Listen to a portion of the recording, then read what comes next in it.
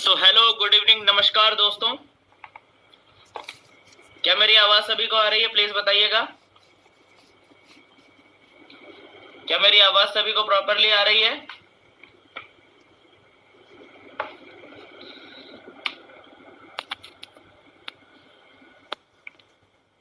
Okay, thank you very much Daulat Mohanta sir, thank you very much Mukesh Kumar sir, thank you very much Siddhant sir, Harvinder Jeet Singh sir, thank you very much T Urvashal ji, thank you very much Ghanshyam Gohar sir, thank you Pranab Namasudra sir, thank you Jitendra Patel sir, thank you. चलिए, इसका मतलब आवाज properly आ रही है सभी लोगों को, अच्छी बात है। सो एक बार फिर से गुड इवनिंग, नमस्कार दोस्तों, मैं दिनेश जोशी। शुरुआत के डे 3 में, शुरुआत ट्रेनिंग सेशन के डे 3 में, फॉलोअप एंड सेल्स क्लोजिंग में आप सभी महत्वाकांक्षी लीडर्स का हार्दिक हार्दिक स्वागत करता हूं। चलिए जल्दी जल्दी आ जाइए सभी लोग।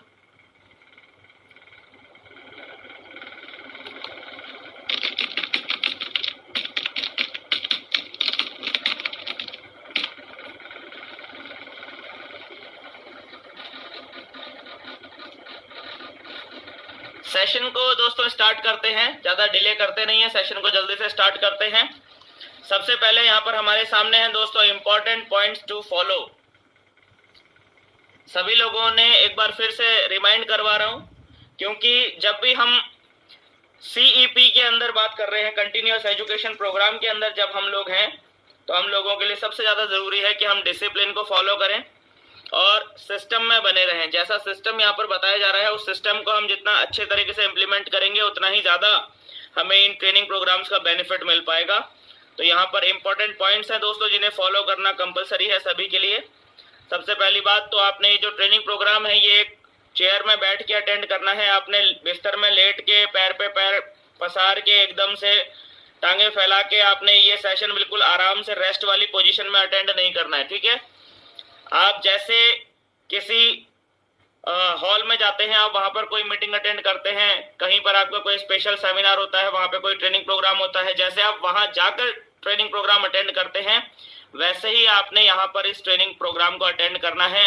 एक पर्टिकुलर चेयर पे बैठना है और सामने टेबल हो तो दैट्स वेरी गुड, ठीक है। और इसके बाद आपने इस दौरान कोई भी फोन कॉल्स अटेंड नहीं करनी है सर, क्योंकि ये ट्रेनिंग के अंदर जो भी बातें बताई जाएंगी वो बहुत ज़रूरी बातें हैं और मेरा मानना है कि आपको ये बातें बहुत ही सीरियसली सुननी चाहिए और बहुत ही सीरियसली इनको आपने नोट डाउन करना चाहिए और बहुत ही सीरियसली आपको इस सेशन को, पूरे सेशन को बहुत ही सीरियसली अटेंड करना चाहिए। इसी वजह से यहाँ पर बार बार बोला जाता है कि इस दौरान दोस्तों कोई भी फ़ोन कॉल्स आप अटेंड मत कीजिएगा, ताकि कोई ज़रूरी बात जो आपके बेनिफिट की हो सकती थी वो आपसे मिस ना हो। इसके बाद तीसरा पॉइंट है दोस्तों, आपने हेडफोन्स का इस्तेमाल करना है for better involvement and understanding.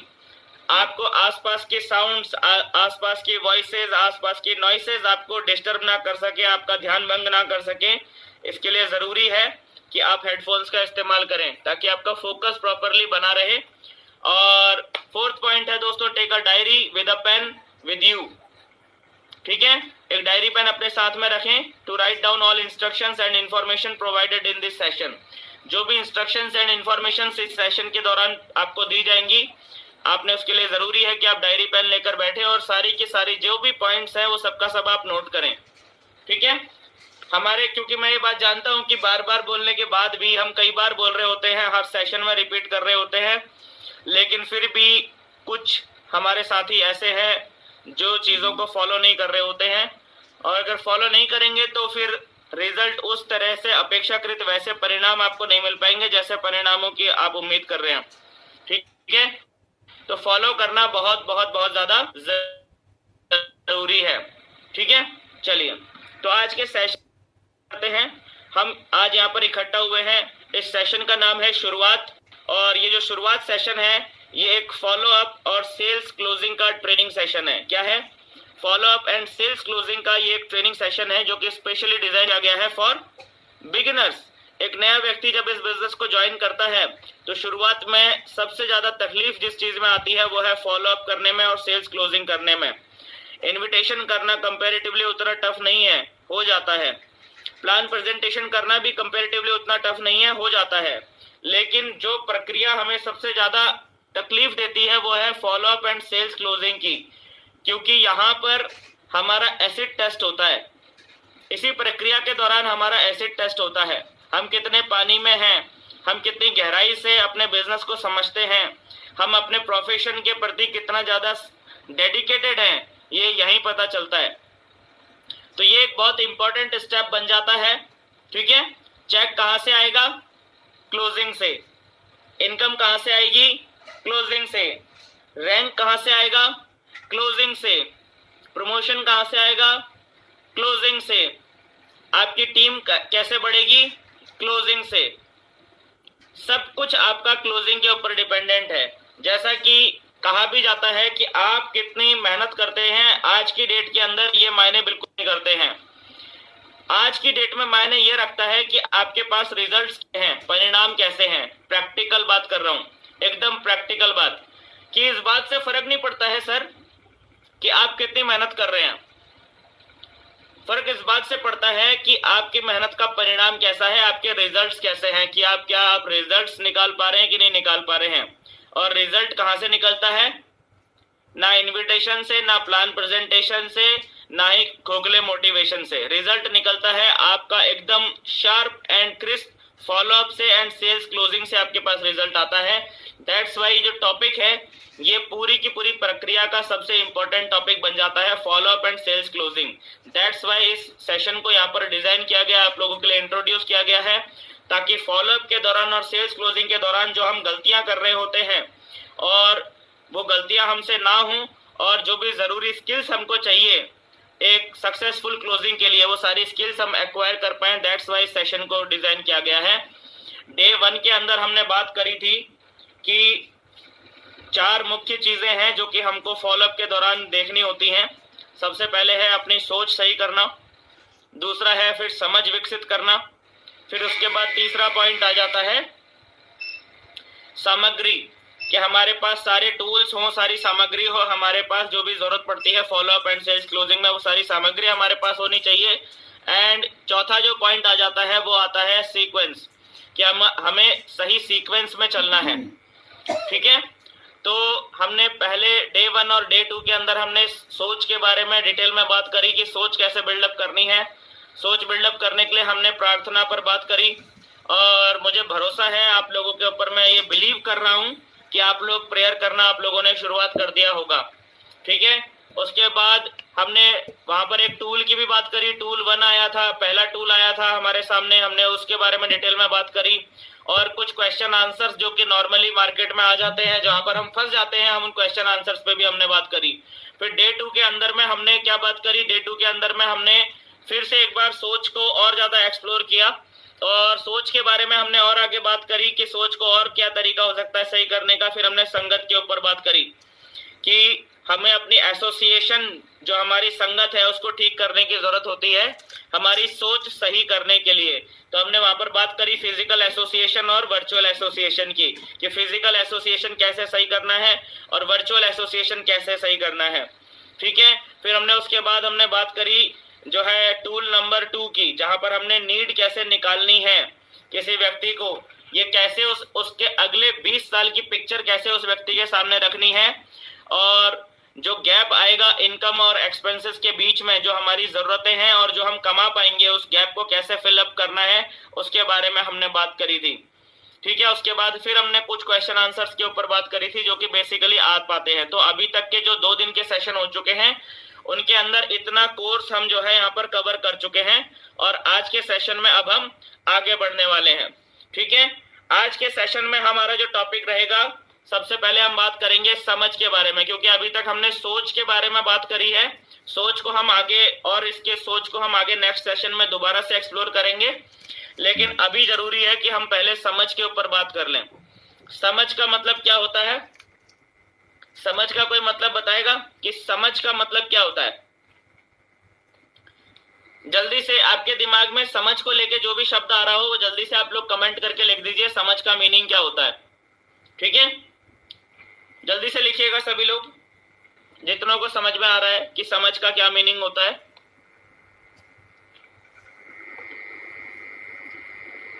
विचार, क्या बात है, बहुत बढ़िया। कैलाश महामने सर ने लिखा विचार, सुब्रत रॉय सर ने लिखा माइंडसेट, राजेंद्र गुप्ता सर ने लिखा एनालिसिस होना, विनोद विश्वकर्मा सर ने लिखा है जानकारी, वीरू सिंह सर ने लिखा इंटरेस्ट, राजेंद्र देसाई सर ने लिखा अंडरस्टैंडिंग, दौलत मोहंता सर ने लिखा जानकारी।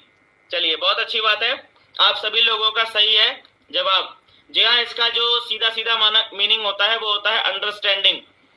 समझ का सीधा सीधा मीनिंग होता है understanding. Understanding about your prospect, आपके प्रोस्पेक्ट के बारे में आपकी अंडरस्टैंडिंग की बात हो रही है। आपका जो संभावित ग्राहक है, प्रोस्पेक्ट का हिंदी में मीनिंग क्या होता है? प्रोस्पेक्ट को हिंदी में बोला जाता है आपका संभावित ग्राहक, ठीक है। और आपके संभावित ग्राहक के बारे में आपकी अंडरस्टैंडिंग कितनी ज्यादा स्ट्रांग है, इससे आपको रिजल्ट निकालने में बहुत बहुत बहुत ज्यादा मदद मिलती है।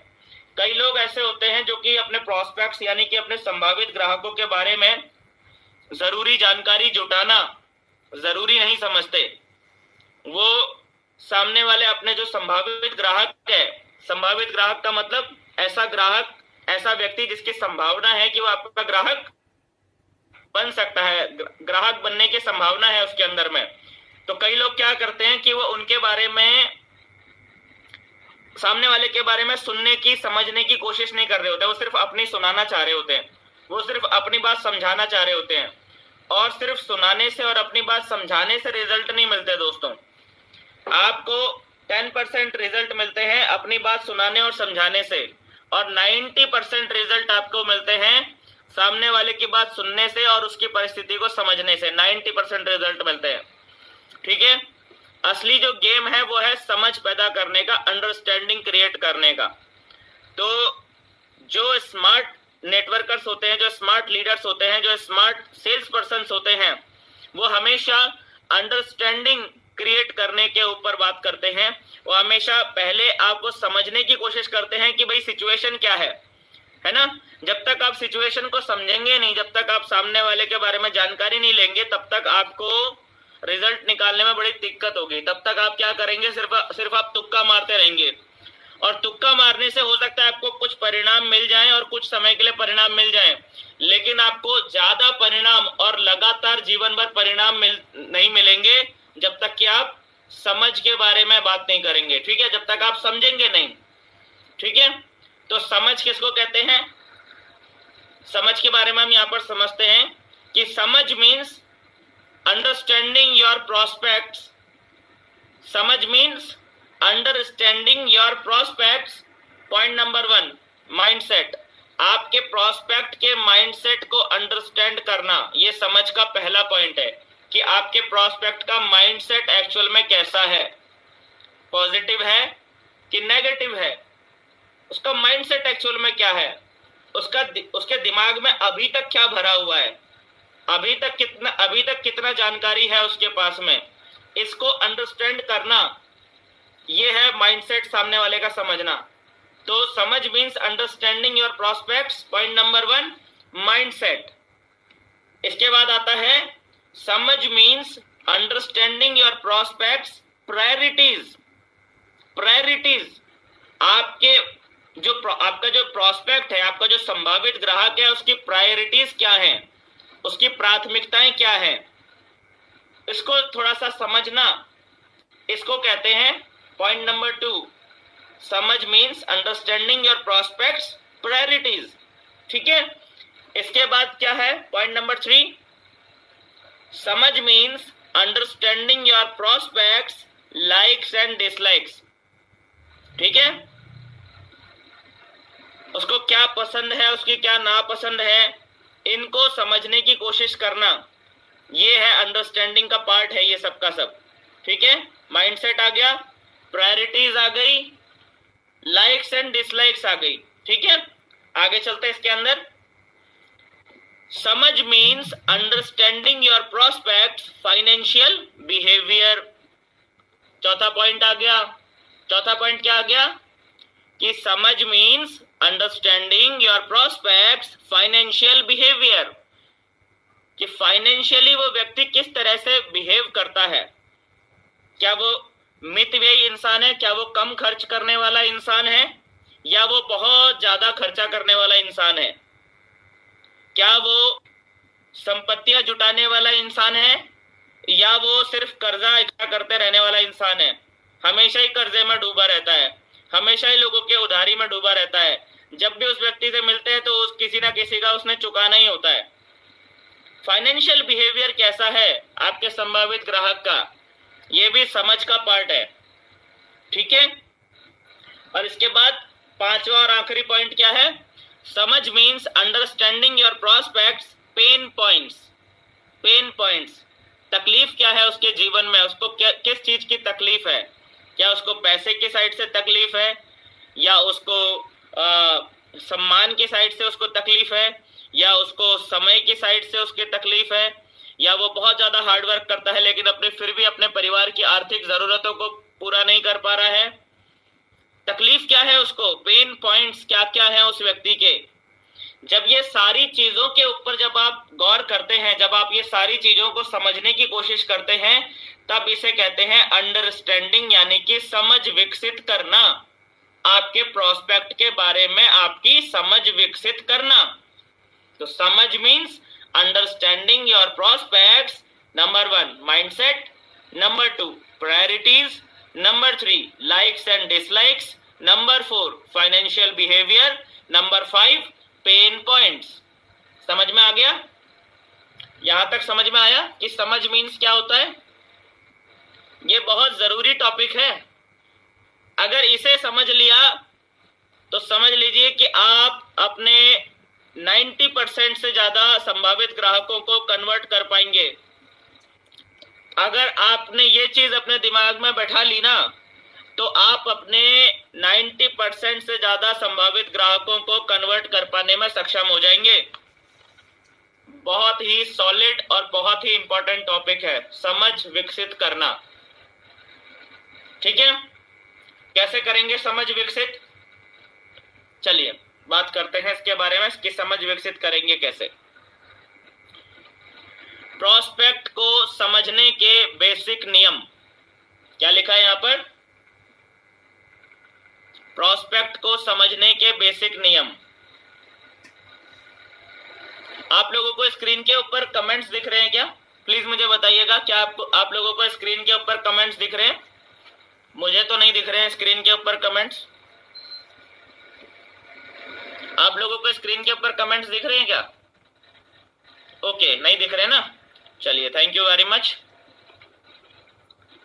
हाँ, तो यहाँ पर हम क्या बात कर रहे हैं? प्रोस्पेक्ट्स को समझने के बेसिक नियमों के ऊपर बात कर रहे हैं। तो सबसे पहला नियम क्या है प्रोस्पेक्ट को समझने के लिए?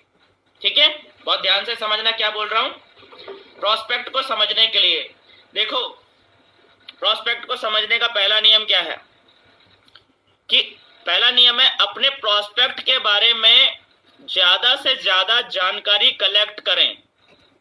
ज्यादा से ज्यादा आप अपने प्रोस्पेक्ट के बारे में जितनी ज्यादा से ज्यादा स्टडी कर सकते हैं उतना आपके लिए अच्छा है। अपने प्रोस्पेक्ट के बारे में ज्यादा से ज्यादा जानकारी इकट्ठी करें, कलेक्ट करें, और वो जो जानकारी है उसका आपने इस्तेमाल करना है एसेट की तरह। क्योंकि जब आप उस व्यक्ति से बात करेंगे और आपको उस व्यक्ति के बारे में जानकारी पहले से है, तो आप उस कन्वर्सेशन को सही ट्रैक पे रख पाएंगे, आप उस कन्वर्सेशन को सही क्लोजिंग की तरफ ले जा पाएंगे, क्योंकि आपके पास अपने प्रोस्पेक्ट की जानकारी है। और कुछ लोग क्या होते हैं, वो अपने प्रोस्पेक्ट के बारे में जानकारी इकट्ठी करने के लिए बिल्कुल ही रुचि नहीं दिखाते, वो बिल्कुल ही उदासीन होते हैं इस मामले में। वो बिल्कुल भी इस बारे में कोशिश नहीं करते कि मैं अपने प्रोस्पेक्ट के बारे में ज्यादा से ज्यादा जानकारी कलेक्ट करूं। अब ऐसे में होता क्या है कि जब वो अपने प्रोस्पेक्ट के बारे में ज्यादा से ज्यादा जानकारी कलेक्ट करने की कोशिश नहीं करते, तो वो अपने प्रोस्पेक्ट को चाइना के बारे में बता रहे होते हैं, और उनके प्रोस्पेक्ट को चाइना के बारे में जानना ही नहीं होता, उनके प्रोस्पेक्ट को तो जापान के बारे में जानना होता है। वो अपने प्रोस्पेक्ट को कहीं गलत दूसरी दिशा में डायरेक्ट कर रहे होते हैं। जब आप सामने वाले के बारे में जानकारी इकट्ठी नहीं करते हैं, तो आपके पास सिर्फ एक ही ऑप्शन बचता है कि आप तुक्का मारो, तुक्का।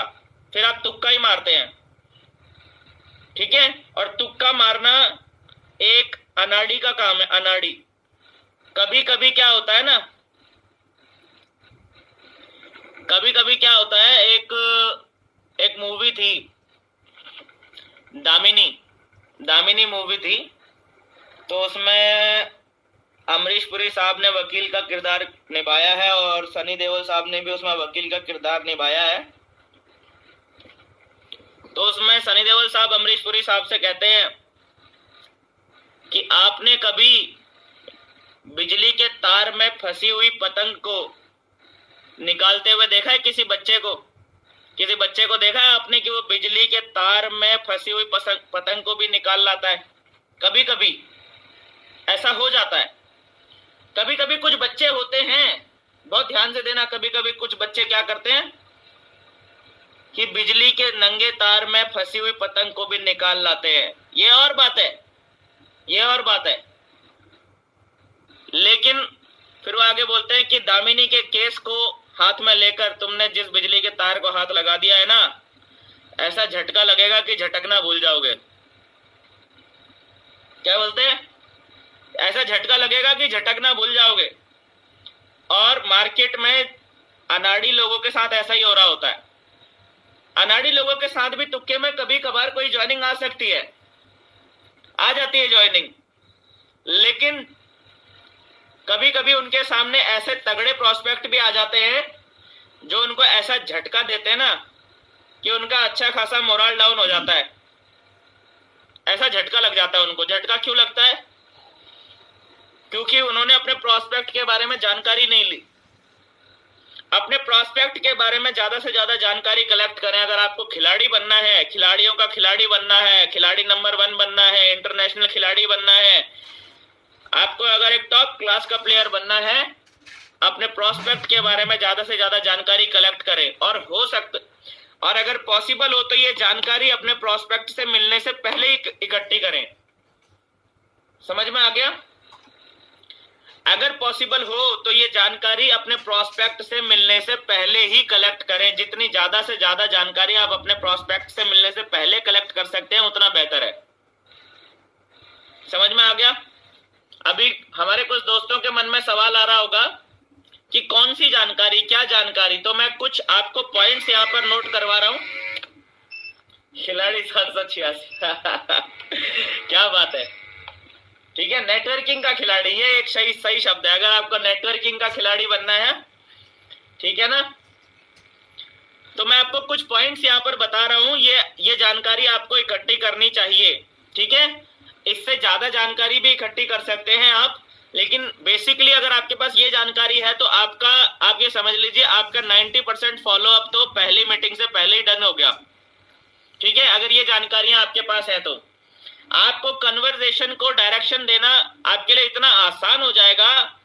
आपको पहले से पता रहेगा कि ये क्या बोलने वाला है ना? कैसा रहेगा?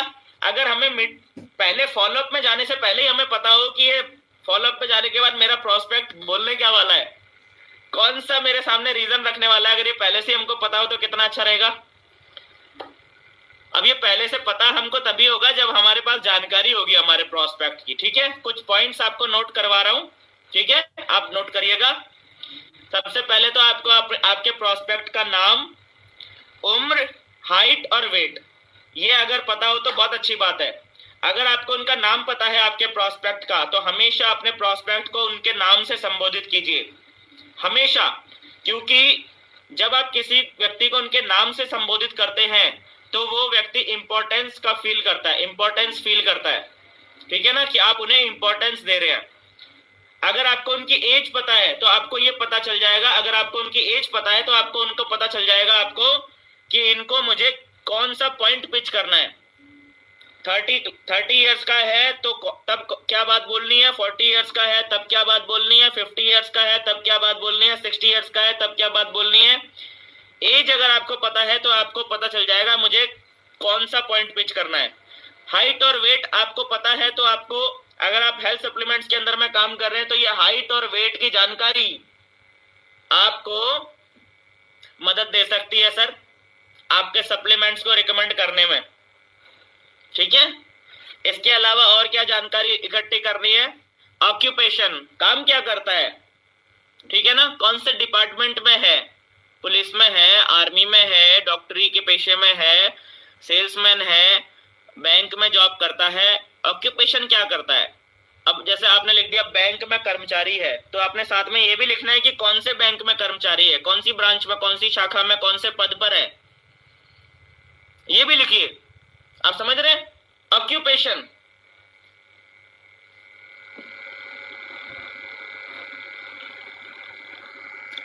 And name of department. उसके बाद आपने तीसरी जानकारी कॉन्टैक्ट नंबर्स। कई बार क्या होता है ना, हम सिर्फ आदमी का व्यक्तिगत कॉन्टैक्ट नंबर रखते हैं अपने पास में, अब वो अपना व्यक्तिगत कॉन्टैक्ट नंबर अगर बंद कर दे तो फिर उससे कॉन्टैक्ट करना मुश्किल हो जाता है उस व्यक्ति से। तो आपने क्या करना है, जूम करके दिखा दें आपको, ये देखिए, थोड़ा जूम करके दिखाते हैं इसको, ये देखो, ठीक है। वैसे ये आपको पीपीटी मिल जाएगी आप लोगों को बाद में, अभी आप जो मैं बोल रहा हूं उससे आप नोट भी कर सकते हैं, ठीक है। पीपीटी तो मिल ही जाएगी बाद में। तो कॉन्टैक्ट नंबर्स, आदमी का सेल्फ कॉन्टैक्ट नंबर जो पर्सनल नंबर है वो भी रखिए, घर का जो नंबर है घर का नंबर भी पता करिए, और ऑफिस में बैठता है अगर वहां पर फोन की सुविधा है उस व्यक्ति के पास में तो वहां पर ऑफिस का नंबर भी रखिए, ठीक है। आपके पास जानकारी पूरी होनी चाहिए, हालांकि इनकी जरूरत रेयर केस में पड़ेगी आपको, लेकिन पड़ सकती है, ठीक है। इसके अलावा चौथा नेक्स्ट पॉइंट, आदमी की मंथली इनकम कितनी है ये पता करिए कि महीने का कमाता कितना है। आदमी के मंथली एक्सपेंसेस कितने हैं, मंथली सेविंग्स कितनी कर रहा है। आप समझ रहे हैं क्या बोल रहा हूं? ये बहुत इंपॉर्टेंट जानकारियां हैं, ये आपको सेल्स कन्वर्ट करने में, आपको आपके प्रोस्पेक्ट को हैंडल करने में आपके बहुत काम आने वाली जानकारियां हैं। कब कौन से प्रोस्पेक्ट में कौन सी जानकारी आपकी मदद करेगी हमें नहीं पता पहले से, लेकिन इसलिए जितनी ज्यादा इकट्ठा कर सके उतना अच्छा। मंथली इनकम कितनी है, 20,000, 30,000, 40,000, 50,000, 60,000, 70,000, 1 लाख, 1.5 लाख, 2 लाख, 5 लाख, कोई फर्क नहीं पड़ता कितनी है, लेकिन आपको लिखनी है कि कितनी है, ठीक है ना। और फिर उस मंथली इनकम के आधार पे उस व्यक्ति के मंथली एक्सपेंसेस कितने हैं और मंथली लगभग सेविंग कितनी कर लेता है, यह आपने पता करना है, ठीक है। पांचवा पॉइंट, आदमी का वर्किंग टाइम क्या है। Working time, rest time, meal time, माने कि कितने बजे ऑफिस जाता है, कितने बजे ऑफिस से आता है, कितने बजे घर पहुंचता है, इसके घर में रहने का टाइमिंग क्या है, खाना खाने का टाइमिंग क्या है, टाइमिंग पता कीजिए उस व्यक्ति का। इससे भी आपको उस व्यक्ति के बारे में बहुत सारी जानकारी मिलेगी, ठीक है। सही बात, रामदयाल बैरवा सर ने लिखा साइकोलॉजी ऑफ प्रोस्पेक्ट। जी हाँ, इसको साइकोलॉजी ऑफ प्रोस्पेक्ट ही कहते हैं, लेकिन मैं आपको थोड़ा सा साधारण शब्दों में ये चीजें समझाना इसलिए चाहता हूँ, चीजें मैं साधारण शब्दों में इसलिए समझाना चाहता हूँ क्योंकि बेसिकली मैं चाहता हूँ कि जो बिगिनर्स लेवल पर है वो लोग भी अंडरस्टैंड कर पाए कि क्या बोला जा रहा है, ठीक है। तो पांचवा पॉइंट है working time, rest time, meal time, ये भी आप नोट कीजिए। एड्रेस होना चाहिए आपके पास में, हम लोग एड्रेस नहीं नोट कर रहे होते हैं, तो एड्रेस नहीं होने की वजह से हमारे बहुत सारे फॉलो अप छूट रहे होते हैं। एड्रेस, आदमी के ऑफिस का एड्रेस और घर का एड्रेस, दोनों एड्रेस आप नोट कीजिए, ठीक है ना। पैसा कमाने के लिए कहां पर बैठता है और फिर पैसा कमाने के बाद कहां जाता है, ये सारी जानकारी आपने इकट्ठी करनी है।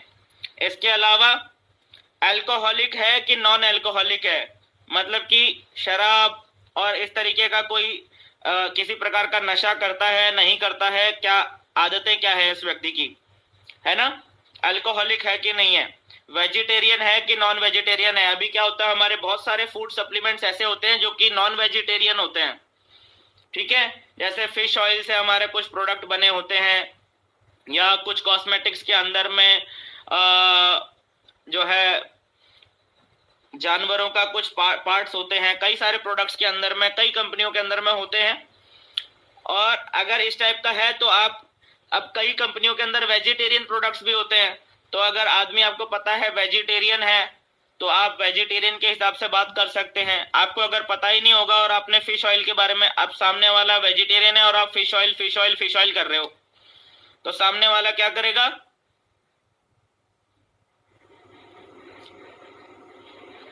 सामने वाला आपकी बात को नकार देगा।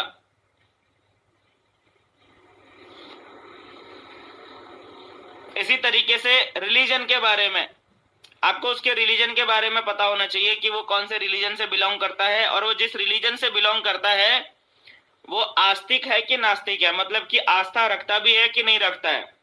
कुछ लोग होते हैं ना कि भाई ठीक है हिंदू है, लेकिन हिंदू होने के बावजूद भी वो अपने उतना मतलब ज्यादा धार्मिक नहीं होते। वो बोलते हैं ठीक है चलो जो है सो है, कोई दिक्कत नहीं है। कृष्णेंदु छैल सर कह रहे हैं कि सर सीबीआई लगाना पड़ेगा प्रोस्पेक्टिंग से पहले। नहीं, ऐसा नहीं है, ऐसा नहीं है कि सीबीआई लगाना पड़ेगा। मैं आ रहा हूँ इसी पॉइंट पर ही आ रहा हूँ, आपके ही पॉइंट पर आ रहा हूँ।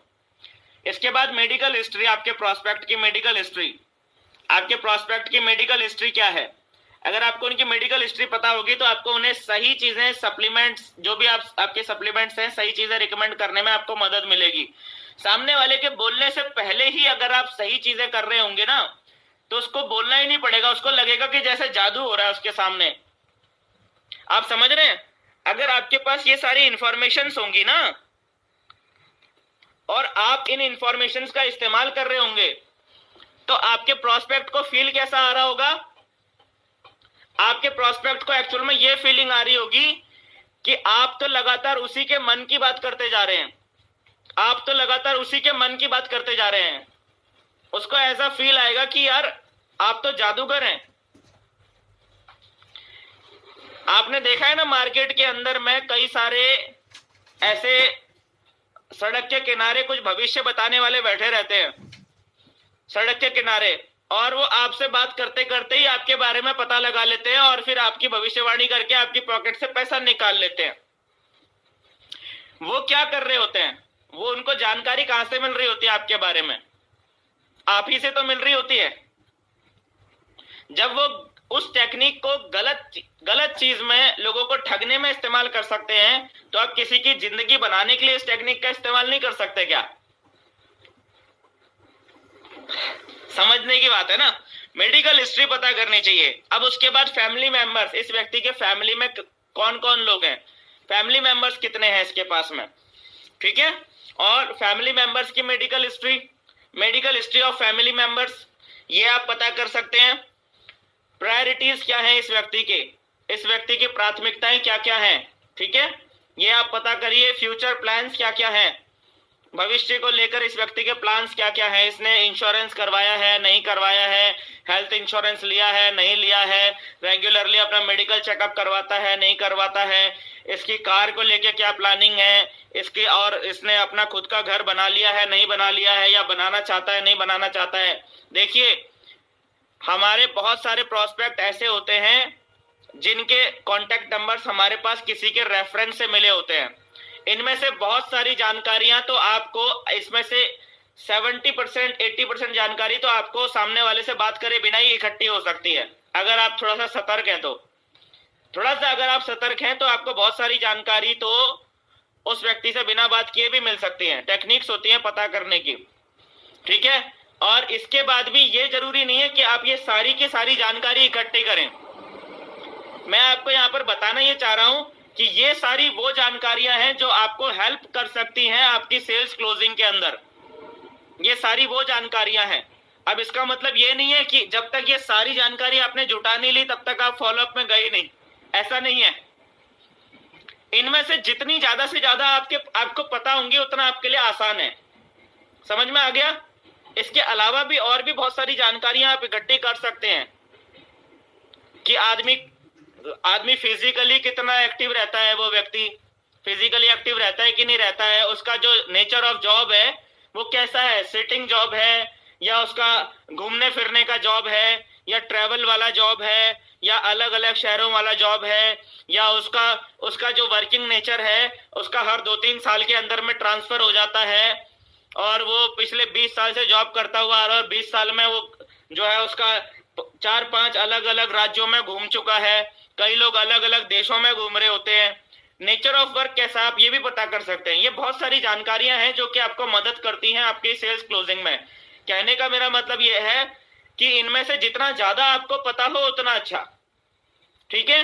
मैं ये नहीं कह रहा हूं कि जब तक आपके पास ये सारी जानकारी नहीं होगी तब तक फॉलोअप में आपको रिजल्ट नहीं मिलेंगे, ऐसा नहीं है सर।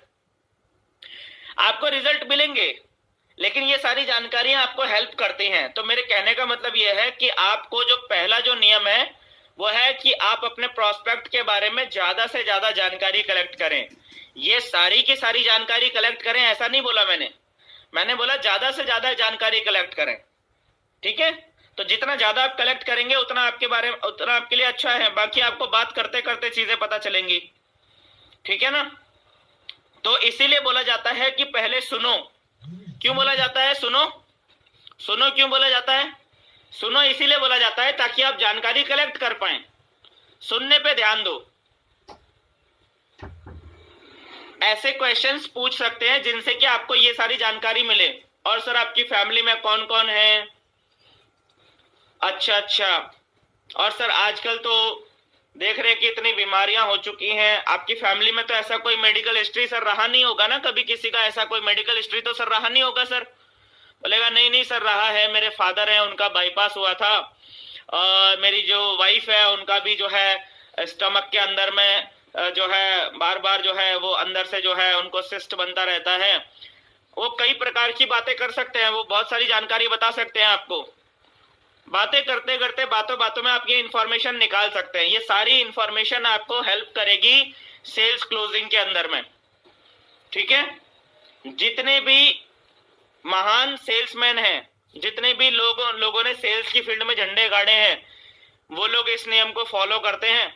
आप सेल्स के ऊपर कोई किताब उठाकर देख लो, सेल्स के ऊपर आप कोई किताब उठाकर देख लो, आपको ये इंफॉर्मेशन, ये आपको इंस्ट्रक्शन जरूर मिलेगा कि जानकारी इकट्ठी करो। ये इंस्ट्रक्शन आपको मिलेगा ही मिलेगा। आप सेल्स के ऊपर कोई किताब उठा लो, क्योंकि ये बेसिक नियम है क्लोजिंग करने का, और यही हम कर नहीं रहे होते, हम लोग सुनने को तैयार नहीं होते, ठीक है। तो जितना ज्यादा इकट्ठा करेंगे उतना अच्छा। Assets and liabilities, assets and liabilities, कितनी संपत्ति इस व्यक्ति ने जुटा ली है और कितने कर्जे इस व्यक्ति ने अपने पास इकट्ठे कर रखे हैं। क्या इसके ऊपर किसी प्रकार का कोई लोन तो नहीं चल रहा है ना? क्या इस व्यक्ति ने जो कार ले रखी है वो कैश है इसके पास में, या उसकी ईएमआई चल रही है? जो भी व्हीकल है इस व्यक्ति के पास में उसकी ईएमआई चल रही है क्या? ये अपने घर में रहता है कि मकान में, कि रेंट के मकान में रहता है? ये सारी इंफॉर्मेशन आपके काम की है। ये सारी इंफॉर्मेशन आपको हेल्प करती है सेल्स क्लोजिंग में। आगे चलते हैं इसके अंदर में। अब आते हैं बेसिक नियम नंबर 2 पे। देखिए बहुत अच्छी बात यहां पर लिखी हुई है, ज्यादातर लोग जानते ही नहीं है कि वो चाहते क्या हैं, ठीक है। आपके जो प्रोस्पेक्ट्स है ना, जब आप अपने प्रोस्पेक्ट्स से बात करेंगे तो आपके ज्यादातर प्रोस्पेक्ट्स आपको ऐसे मिलेंगे जिनको एक्चुअल में पता नहीं है कि वो चाहते क्या हैं। वो चाहते तो बहुत कुछ है, उनको प्रॉब्लम भी होती है जीवन के अंदर में, बहुत सारी तकलीफों से गुजर रहे होते हैं, लेकिन वो उनको पता नहीं होता कि वो चाहते क्या हैं। और वो उनको इसलिए नहीं पता होते कि वो चाहते क्या हैं क्योंकि उनको पता ही नहीं होता कि उपलब्ध क्या है, ठीक है। यानी कि उनके जीवन में जो समस्याएं होती हैं, ज्यादातर केसेस में आपके प्रोस्पेक्ट्स को ये लग रहा होता है कि इन प्रॉब्लम्स का कोई सॉल्यूशन है ही नहीं, या फिर जो सॉल्यूशन उन्हें पता है वो उसी को फाइनल सॉल्यूशन और एकमात्र सॉल्यूशन मान रहे होते हैं। इसीलिए वो लोगों को पता नहीं होता है कि जो प्रॉब्लम को मैं सोच रहा हूं कि ये जो गाड़ी की ईएमआई है इसको 7 साल में देना है और ये 7 साल में ही दी जा सकती है, उनको ये नहीं पता होता है कि ये गाड़ी की ईएमआई को मैं अगले 6 महीने में भी सुलटा सकता हूं। समझ में आ गया? उनको पता ही नहीं होता कि मैंने ये जो कार की जो मेरी ईएमआई जा रही है 11,000, 12,000, 15,000 की जो मेरी ईएमआई जा रही है, अब आदमी ने जब कार खरीदी उस समय उसने अपनी जॉब के हिसाब से, उसने अपनी इनकम के हिसाब से वो कार खरीदी और 7 साल की ईएमआई बन गई। अब उस व्यक्ति को ऐसा अंदर उसके ऐसा चल रहा है, उसको उसके दिमाग का, उसके माइंड की कंडीशनिंग ऐसी हो रखी है कि ये तो गाड़ी 7 साल में ही फ्री होगी। उसको पता नहीं है कि ये जो गाड़ी है इसकी ईएमआई में 6 महीने में भी सुलटा सकता हूं, उसको पता नहीं है। और अगर उसको पता चल जाएगा ऐसा तो क्या होगा?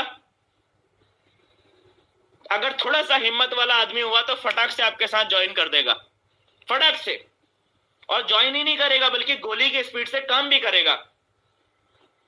तो ज्यादातर लोग ये जानते ही नहीं है कि वो चाहते क्या हैं,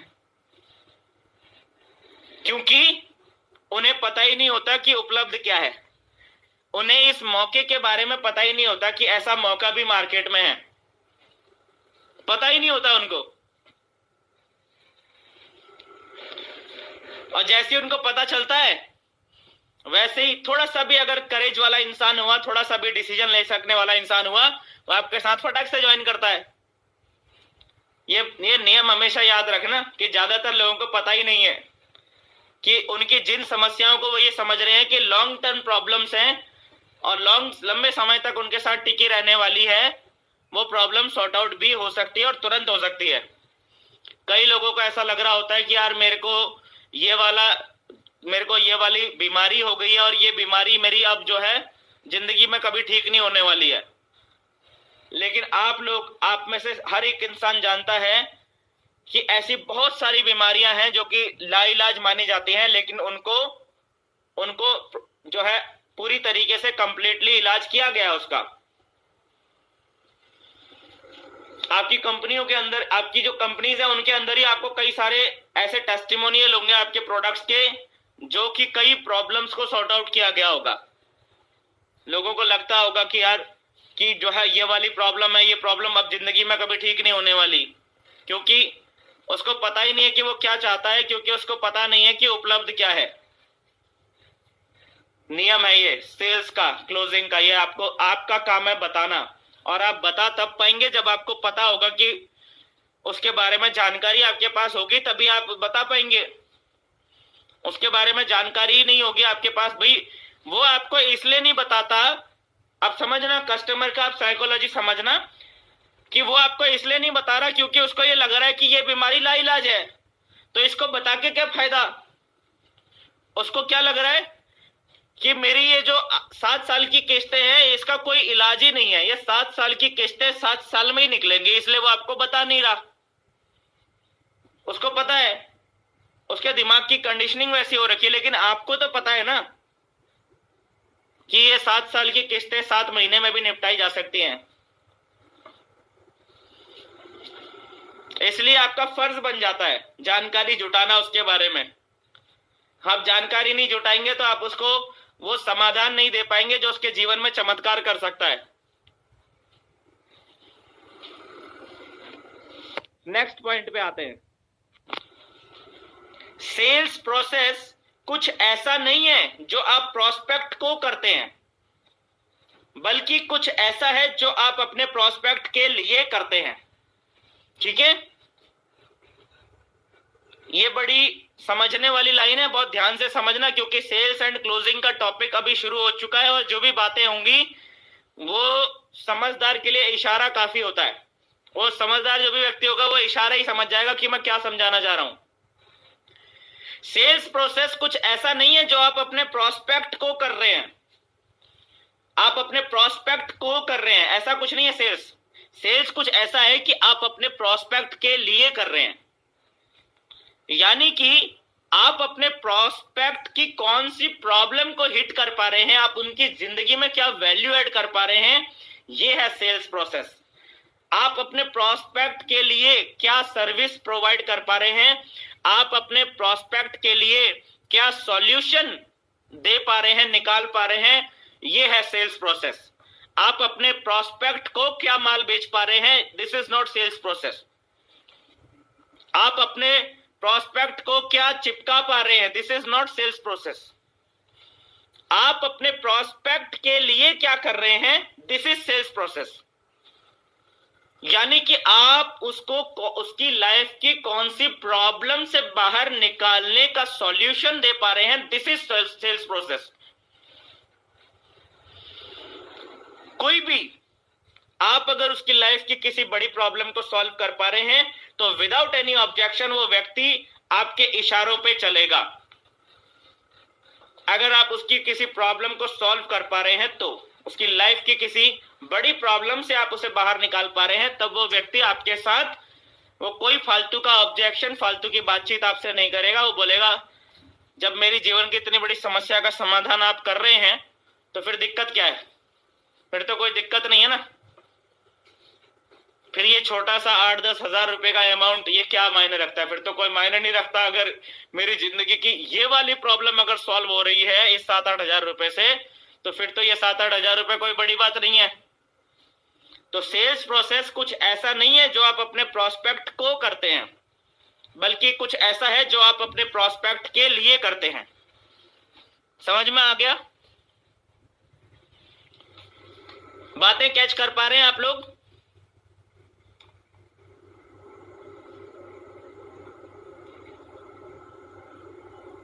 बातें कैच कर पा रहे हैं? देखिए कई जगह पर ना इंटरनेट जो है, कई जगह पे इंटरनेट की स्पीड स्लो है, उसकी वजह से आपको थोड़ा हो सकता है ब्लरी दिखाई दे रहा होगा, धुंधला दिखाई दे रहा होगा। बट उसके लिए आपको परेशान होने की जरूरत नहीं है। जो मैं बोल रहा हूं आप उसको नोट कर सकते हैं ना। बाद में आपको पीपीटी तो मिल ही जाएगी, पीपीटी आपको मिल जाती है। फिलहाल जो यहां पर से मैं मैसेज कन्वे करना चाह रहा हूं उसे आप समझिए कि सेल्स क्लोजिंग के बारे में जो आपको अभी यहां पर जानकारी मिल रही है ना, ये बहुत ही ज्यादा क्लासिफाइड इंफॉर्मेशन है और आपको छोटे मोटे ट्रेनिंग सेशंस के अंदर में ये बात जानकारी ये मिलेगी नहीं। ठीक है, जो आपको यहां पर जानकारी दी जा रही है तो आप जो है नोट करने की कोशिश कीजिए। जो भी आप सुन तो पा रहे हैं ना सर? अगर भले ही आपको दिखाई नहीं दे रहा होगा, थोड़ा धुंधला दिखाई दे रहा होगा, तो कोई बात नहीं, पीपीटी तो बाद में मिल ही जाएगी। लेकिन अभी आप सुन पा रहे हैं तो आप डायरी पेन लेकर बैठे ही होंगे। अगर आप इंस्ट्रक्शंस को फॉलो कर रहे हैं तो आप डायरी पेन लेकर बैठे होंगे, तो आप जो है उसे नोट करने की कोशिश कीजिए कि क्या बताया जा रहा है। ठीक है, तो सेल्स प्रोसेस कुछ ऐसा नहीं है जो आप अपने प्रोस्पेक्ट को करते हैं, बल्कि कुछ ऐसा है जो आप अपने प्रोस्पेक्ट के लिए करते हैं। समझ में आ गया? चलिए इसके बाद आगे चलते हैं। पॉइंट नंबर 3, लोग वो खरीदते हैं जो वो चाहते हैं। पॉइंट नंबर 3 क्या है? कि लोग वो खरीदते हैं जो वो चाहते हैं। लेकिन प्रॉब्लम क्या है? पॉइंट नंबर 1 में प्रॉब्लम है, और पॉइंट नंबर 3 और पॉइंट नंबर 1 को आप लोग देखेंगे तो पॉइंट नंबर 1 में मैंने ये बोला कि ज्यादातर लोग जानते ही नहीं है कि वो चाहते क्या है। पॉइंट नंबर 1 में मैंने क्या बोला था? कि ज्यादातर लोग जानते ही नहीं है कि वो चाहते क्या है। और पॉइंट नंबर 3 में मैं क्या बोल रहा हूं? कि लोग वो खरीदते हैं जो वो चाहते हैं। और यही दोनों के बीच का जो डिफरेंस है वही है फॉलोअप। वही है फॉलोअप।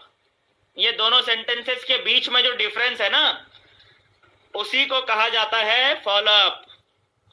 पॉइंट नंबर 1 में मैंने क्या बोला? कि ज्यादातर लोग जानते ही नहीं है कि वो चाहते क्या है, क्योंकि उन्हें पता ही नहीं होता है कि उपलब्ध क्या है। और पॉइंट नंबर 3 में मैंने बोला कि लोग वो खरीदते हैं जो वो चाहते हैं।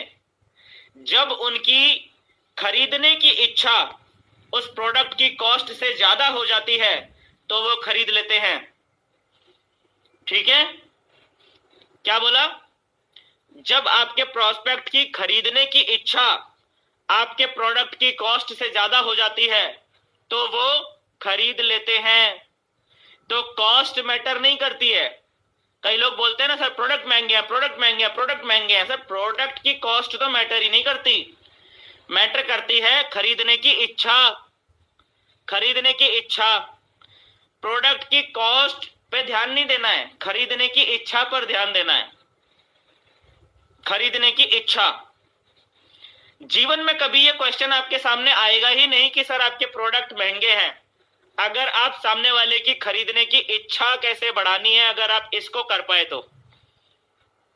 क्योंकि ये सेल्स का नियम है कि लोग वो खरीदते हैं जो वो चाहते हैं, और जब उनकी खरीदने की इच्छा उस प्रोडक्ट की कॉस्ट से ज्यादा हो जाती है तो वो खरीद लेते हैं। तो प्रोडक्ट की कॉस्ट मैटर नहीं करती कभी भी। आप देखिए मार्केट के अंदर आप देख रहे होंगे कि आप ही की कंपनी के अंदर दोनों तरह के लोग मिलेंगे आपको। आप ही की कंपनी के अंदर में दोनों तरह के लोग मिलेंगे आपको। ऐसा बोलते हुए लोग भी मिलेंगे आपको आपकी कंपनी के अंदर कि सर मार्केट में तो सब लोग यही बोलते हैं कि प्रोडक्ट महंगे हैं, सर मार्केट में तो हर एक इंसान जिससे भी मिलता हूँ यही कहता है कि प्रोडक्ट महंगे हैं। ऐसे लोग भी होंगे आपकी कंपनी के अंदर जो हमेशा यही रोना रोते रहते हैं, और दूसरे ऐसे लोग भी होंगे आपकी कंपनी के अंदर में जो लगातार तेजी से, जिनकी सेल्स जो है लगातार हर हफ्ता हर महीना बढ़ती जा रही है, उनकी कमी नहीं हो रही। उनकी सेल्स क्यों बढ़ती जा रही है? क्योंकि वो इस नियम को जानते हैं कि हमें प्रोडक्ट की कॉस्ट नहीं, खरीदने की इच्छा पर जो है हमने पुश करना है, खरीदने की इच्छा को बढ़ाना है। हमारे काबिलियत, हमारी कौशल्य का इस्तेमाल करके, हमारी स्किल्स का इस्तेमाल करके, जो हमने प्रोस्पेक्ट के बारे में जानकारी जुटाई, वो सारी जानकारियों का इस्तेमाल करके हमें उसकी खरीदने की इच्छा को बढ़ाना है। और उसकी खरीदने की इच्छा बढ़ेगी तो प्रोडक्ट की कॉस्ट पे जब वो जैसी हावी होगी, उसी सेकंड के अंदर वो आपका प्रोडक्ट जो है फटाक से खरीद लेगा। समझ में आ गया? कितनों को ये पॉइंट समझ में आया?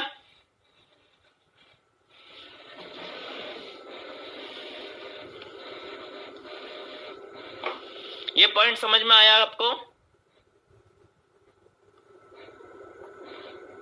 कि लोग वो खरीदते हैं जो वो खरीदना चाहते हैं, और जब उनकी खरीदने की इच्छा उस प्रोडक्ट की कॉस्ट से ज्यादा हो जाता है तो वो खरीद लेते हैं। चलिए, बहुत अच्छी बात है। अब आते हैं अगले पॉइंट के ऊपर। अगला पॉइंट क्या बोलता है? अगला पॉइंट बोलता है कि ज्यादातर समय जब प्रोस्पेक्ट नो बोल रहा होता है, अभी देखो कई लोगों को प्रॉब्लम होती है ना कि सर नो बोलते हैं, प्रोस्पेक्ट नो बोलते हैं, सब लोग no no no no no बोलते हैं। अब सुनिए सेल्स का नियम क्या बोलता है। सेल्स का नियम बोलता है कि जब ज्यादातर समय जब आपका प्रोस्पेक्ट नो बोल रहा होता है, नो नो नो, तो एक्चुअल में आपका प्रोस्पेक्ट आपसे ये बोल रहा होता है कि मुझे और बताओ, मुझे और बताओ। ज्यादातर केसेस में जब आपका प्रोस्पेक्ट आपको नो बोल रहा होता है तो एक्चुअल में वो आपको ये बोल रहा होता है कि I am still not convinced, मैं अभी तक पूरी तरह से कन्विंस्ड नहीं हुआ हूं, मुझे और बताओ, मुझे और जानकारी दो, मुझे और इसके बारे में बताओ, मुझे और थोड़ा सा और मुझ पे आप थोड़ा सा और अपनी ताकत लगाओ, मैं खरीदने ही वाला हूं, मैं बस तुम मुझे थोड़ा सा और समझाओ, मैं बस खरीदने ही वाला हूं। ऐसा कह रहा होता है वो एक्चुअल में जब वो बोल रहा होता है नो। जब आपका प्रोस्पेक्ट बोल रहा होता है नो तो इसका मतलब वो बोल रहा होता है मुझे बस थोड़ा सा और समझाओ, थोड़ा सा मुझ पे और मेहनत लगाओ, मैं बस खरीदने ही वाला हूं। और हम सोचते हैं कि नो का मतलब होता है कि सामने वाला बोलता है कि मैं नहीं खरीदने वाला हूं। ऐसा नहीं है, ऐसा नहीं है। सच्चाई क्या है? सच्चाई है कि ज्यादातर समय जब प्रोस्पेक्ट नो बोल रहा होता है तो वो एक्चुअली आपसे बोल रहा होता है मुझे और बताओ। ठीक है, चलिए, यह है पॉइंट नंबर 4। इसके बाद आ जाता है पॉइंट नंबर 5। प्रोस्पेक्ट का मन बदलने के लिए कभी भी दबाव ना डालें। प्रोस्पेक्ट का मन बदलने के लिए कभी भी दबाव ना डालें। प्रोस्पेक्ट का मन बदलने की कोशिश कभी भी ना करें। ठीक है, कई लोग क्या होते हैं ना, वो प्रोस्पेक्ट के ऊपर दबाव बनाना शुरू कर देते हैं। तो दबाव कभी भी ना बनाए प्रोस्पेक्ट के ऊपर। क्यों ना बनाए? क्योंकि इसका कोई फायदा नहीं होगा, इसका कोई फायदा नहीं होगा। तो क्या करें? हालांकि नई जानकारी मिलने से वो प्रोडक्ट लेने के लिए उत्साहित हो जाएगा। क्या लिखा हुआ है? हालांकि नई जानकारी मिलने से वो प्रोडक्ट लेने के लिए उत्साहित हो जाएगा। तो जब आपका कस्टमर, जब आपका प्रोस्पेक्ट प्रोडक्ट लेने के लिए उत्साहित नहीं है, जब वो प्रोडक्ट लेने के लिए मन नहीं बना पा रहा है, तो उसको बहुत ज्यादा प्रेशराइज ना करें। करना क्या है? उसको नई जानकारी देनी है। नई जानकारी, आप उसे और क्या नया बता सकते हैं, इसके ऊपर ध्यान दीजिए। नई जानकारी मिलने से आपका प्रोस्पेक्ट अपना मन बदलने को खुद तैयार हो जाएगा, और जब वो खुद अपना मन बदलेगा तभी वो खरीदेगा। वो प्रोडक्ट के बारे में उत्साहित तभी होगा जब आप उस व्यक्ति को और नई जानकारी देंगे। ठीक है, प्रोस्पेक्ट का मन बदलने के लिए दबाव ना डालें, इसका कोई फायदा नहीं होगा। हालांकि नई जानकारी मिलने से वो प्रोडक्ट लेने के लिए उत्साहित जरूर हो जाएगा। ठीक है, तो नई जानकारी देने के ऊपर जो है हमने फोकस करना है कि नई जानकारी कैसे दे सकते हैं हम उस व्यक्ति को। सो ये जो है ना, प्रोस्पेक्ट को समझने के लिए बेसिक 5 नियम है, और इससे पहले हमने ये सारे के सारे नियम तब काम करेंगे जब हमने इससे पहले वाले नियम को फॉलो किया होगा। और वो नियम क्या है? ज्यादा से ज्यादा जानकारी जुटाएं सर, जितनी ज्यादा जानकारी जुटाएंगे उतना ही फायदा होगा। शुरुआत में आपको ये प्रोसेस जो है ना, थोड़ा सा आपको टाइम टेकिंग लग सकती है, लेकिन धीरे धीरे आप इसके लिए हैबिचुअल हो जाएंगे तो आपके लिए बहुत आसान प्रोसेस हो जाएगी। ये इतनी ज्यादा टाइम टेकिंग प्रोसेस नहीं है जितना आपको लग रहा होगा इस समय कि यार इसमें तो बहुत लंबा टाइम लग जाएगा। ऐसा नहीं है, ये बहुत ज्यादा टाइम टेकिंग प्रोसेस नहीं है, सिर्फ ऑर्गेनाइज्ड वे में काम करने की जरूरत है। अगर आप ऑर्गेनाइज्ड वे में काम करते हैं तो ये प्रोसेस जो है ना, ये दुनिया के टॉप मोस्ट सेल्स प्रोफेशनल्स की टेक्निक्स हैं, दुनिया के टॉप मोस्ट सेल्स प्रोफेशनल्स की टेक्निक्स हैं सर ये।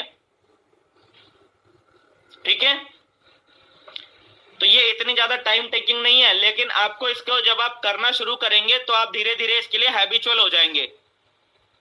ठीक है, चलिए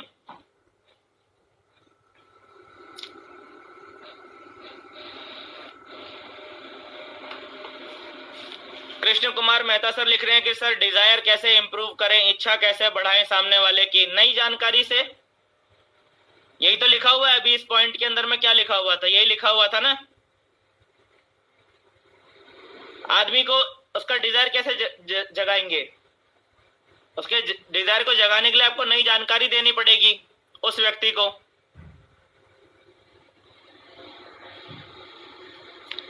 और नई जानकारी में तो बहुत सारी जानकारियां हो सकती है जब आप उनको दे सकते हैं, लेकिन आपको ये पता होना चाहिए कि मेरे को इसको कौन सा पॉइंट पिच करना है। और ये आपको तभी पता होगा कि कौन सा पॉइंट पिच करना है जब आपने उस व्यक्ति के बारे में ज्यादा जानकारी इकट्ठी कर रखी होगी। हम सेल्स की प्रोसेस में फंसे क्यों रहते हैं? हम फंसे इसलिए रहते हैं क्योंकि हम सेल्स के जो सिद्धांत होते हैं उनको फॉलो नहीं कर रहे होते। जब तक हम सिद्धांतों को फॉलो नहीं करेंगे तब तक हम फंसे रहेंगे। अब मैं आपको 3 सबसे बड़े कारण बताता हूं। नेटवर्क मार्केटिंग में जब सवाल आते हैं ना, नेटवर्क मार्केटिंग में कई सारे सवाल है, कई सारी वीडियोस हैं यूट्यूब के ऊपर जिसमें आपको ये बताया जाता है कि भैया इस सवाल का ऐसे जवाब दें, इस सवाल का ऐसे जवाब दें, इस सवाल का ऐसे जवाब दें, इस सवाल का ऐसे जवाब दें। ऐसी तमाम वीडियोस आपको मिल जाएंगी यूट्यूब के ऊपर। ठीक है, लेकिन आपके प्रोस्पेक्ट आपसे जितने भी सवाल पूछते हैं ना सर, आज आपको एक राज की बात बताता हूं। आपके प्रोस्पेक्ट्स आपसे जितने भी सवाल पूछते हैं वो सारे के सारे सवाल जो होते हैं ना, 3 कारणों के इर्द गिर्द घूम रहे होते हैं। चाहे 20 सवाल हो, चाहे 30 सवाल हो, चाहे 50 सवाल हो, ये 50 सवाल भी अगर है ना, ये 3 बेसिक कारण है, इन 3 बेसिक कारणों के आसपास घूम रहे होते हैं। अगर आप इन 3 कारणों को खत्म कर पाएंगे, अगर आप इन 3 कारणों को समझ के इनका निवारण कर पाएंगे तो सारे के सारे सवाल ऑटोमेटिकली खत्म हो जाएंगे। कई ऐसे लोग होते हैं जिनके सामने प्रोस्पेक्ट जब बैठता है तो प्रोस्पेक्ट उनसे सवाल करता ही नहीं, ज्यादा से ज्यादा 1 या 2 सवाल में ही वो क्लोज हो जाता है।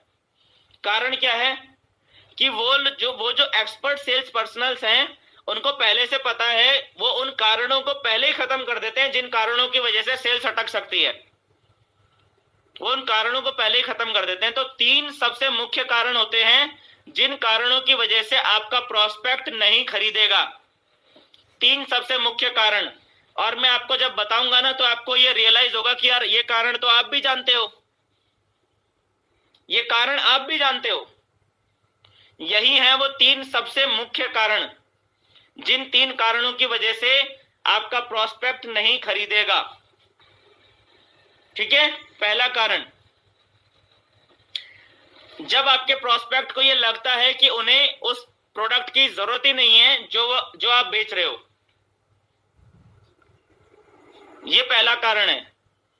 अगर आपके प्रोस्पेक्ट को ये लगता है कि उन्हें उस प्रोडक्ट की जरूरत ही नहीं है जो आप बेच रहे हो, तो वो नहीं खरीदेगा। आप कितना ही मोटिवेशन दो, आप कितना ही डिस्काउंट दो, आप कितना ही उसके सामने गाना गाओ, आप कितना ही उसको वीडियोस दिखाओ, कितना ही आप उसको टेस्टिमोनियल्स दिखाओ, कुछ भी करते रहो। आप कुछ भी करते रहो, तांडव करने लग जाओ, लेकिन अगर उन्हें लगता है कि उन्हें उस चीज की जरूरत नहीं है, तो आप कुछ भी कर लो, वो नहीं खरीदेगा। तो इस प्रॉब्लम का सॉल्यूशन क्या है? सॉल्यूशन क्या है? सॉल्यूशन ये है कि हमें उसकी जरूरत के अकॉर्डिंग बात करनी पड़ेगी, और उसके दिमाग में ये चीज हमको फिट करनी पड़ेगी कि हमारा प्रोडक्ट उसकी जरूरत को कैसे फिल कर सकता है। उसके दिमाग में ये बात फिट करनी पड़ेगी, जरूरत क्रिएट करनी पड़ेगी, जरूरत पैदा करनी पड़ेगी, जरूरत फाइंड आउट करनी पड़ेगी। जरूरत, जब तक उसे ये फील नहीं आएगा कि आपके प्रोडक्ट उसके किसी काम का है या उसकी कोई जरूरत को फिल कर सकता है, तब तक वो नहीं खरीदेगा सर। आप कुछ भी करते रहो, फिर वो आपको बहुत सारे सवाल पूछता रहेगा, फिर वो आपको बहुत सारे ऑब्जेक्शंस देता रहेगा, बहुत सारे आपके सामने क्वेश्चन पे क्वेश्चन डालता रहेगा। लेकिन वो बहुत सारे क्वेश्चंस के पीछे अंदर छुपा हुआ जो असल रीजन है, वो ये रहेगा कि उसे उसकी जरूरत ही महसूस नहीं हो रही प्रोडक्ट की। अगर जरूरत महसूस हो रही होगी तो सवाल पूछेगा ही नहीं, अपने आप ही सवाल खत्म हो जाएंगे। तो जो तगड़े वाले सेल्स प्रोफेशनल्स होते हैं ना, तगड़े वाले सेल्स प्रोफेशनल्स, वो यही कर रहे होते हैं कि सवाल आने से पहले ही वो अपने प्रोडक्ट की इस तरीके से हाइप बनाते हैं, वो अपने प्रोडक्ट के बारे में इस तरीके से जानकारी देते हैं कि प्रोस्पेक्ट को अपने आप ही उस प्रोडक्ट की जरूरत महसूस होने लग जाती है। आपके प्रोस्पेक्ट को अपने आप ही वो इस तरीके से प्रोडक्ट को एक्सप्लेन कर रहे होते हैं कि प्रोस्पेक्ट को अंदर से ऐसा लगने लग जाता है कि यार मैं ये प्रोडक्ट अगर नहीं खरीदूंगा तो मैं कल ही मर जाऊंगा, इस प्रोडक्ट को नहीं खरीदूंगा तो, ऐसा फील होने लग जाता है। तो प्रोडक्ट की जैसे ही जरूरत महसूस हुई, फटाक से बिक गया। आप समझ रहे हैं? सेल्स का क्या मतलब है? सेल्स का मतलब ये नहीं है कि आप कुछ भी जाके आप बैठ गए प्रोस्पेक्ट के सामने और कुछ भी बोल रहे हैं। आप अपने प्रोडक्ट के बारे में जब भी जो भी बात कर रहे हैं, आप अपने प्रोडक्ट के बारे में जब भी जो भी इंफॉर्मेशन दे रहे हैं, आपका जो पर्पस होना चाहिए उस चीज के बारे में बताने का, आपका जो पर्पस होना चाहिए, वो पर्पस ये होना चाहिए कि सामने वाले को उसकी जरूरत क्रिएट हो सके। सर आपस में चैट मत करिए, कोई भी व्यक्ति आपस में चैट मत करिए। नहीं तो एक काम करते हैं, मैं यहां पर इसको साइड में रख देता हूं, चैट कर लेते हैं पहले।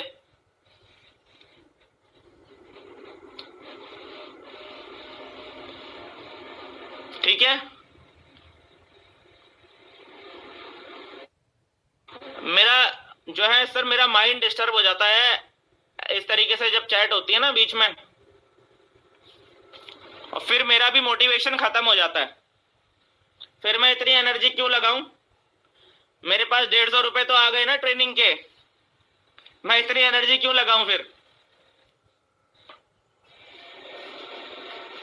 जब सुनना ही नहीं है तो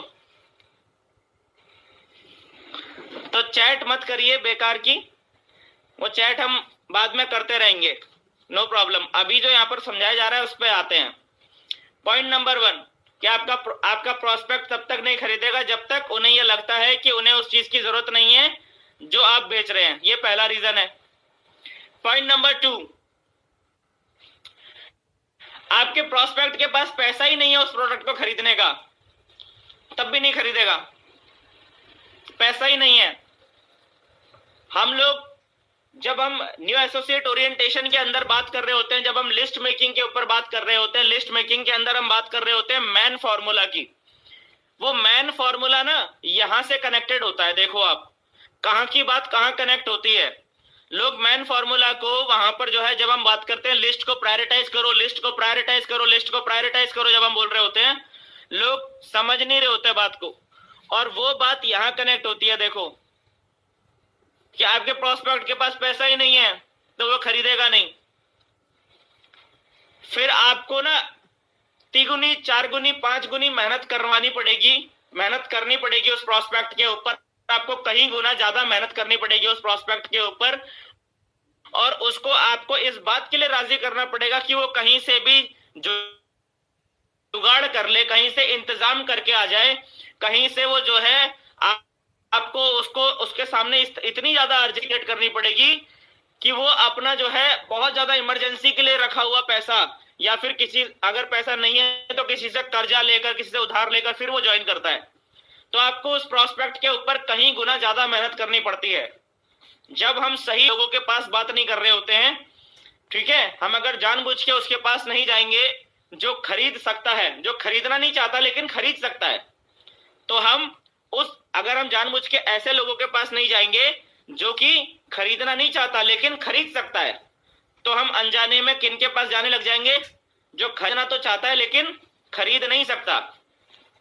और ये जो बात है, ये जो सेंटेंस है, ये संतोष नायर जी का सेंटेंस है, जिन्हें सेल्स की लाइन में कितना लंबा एक्सपीरियंस है आप सभी लोग जानते होंगे। जो थोड़ा सा संतोष नायर जी को जो लोग सुनते हैं, जो जानते हैं, उन्होंने जानते होंगे कि वो किस लेवल के खिलाड़ी हैं।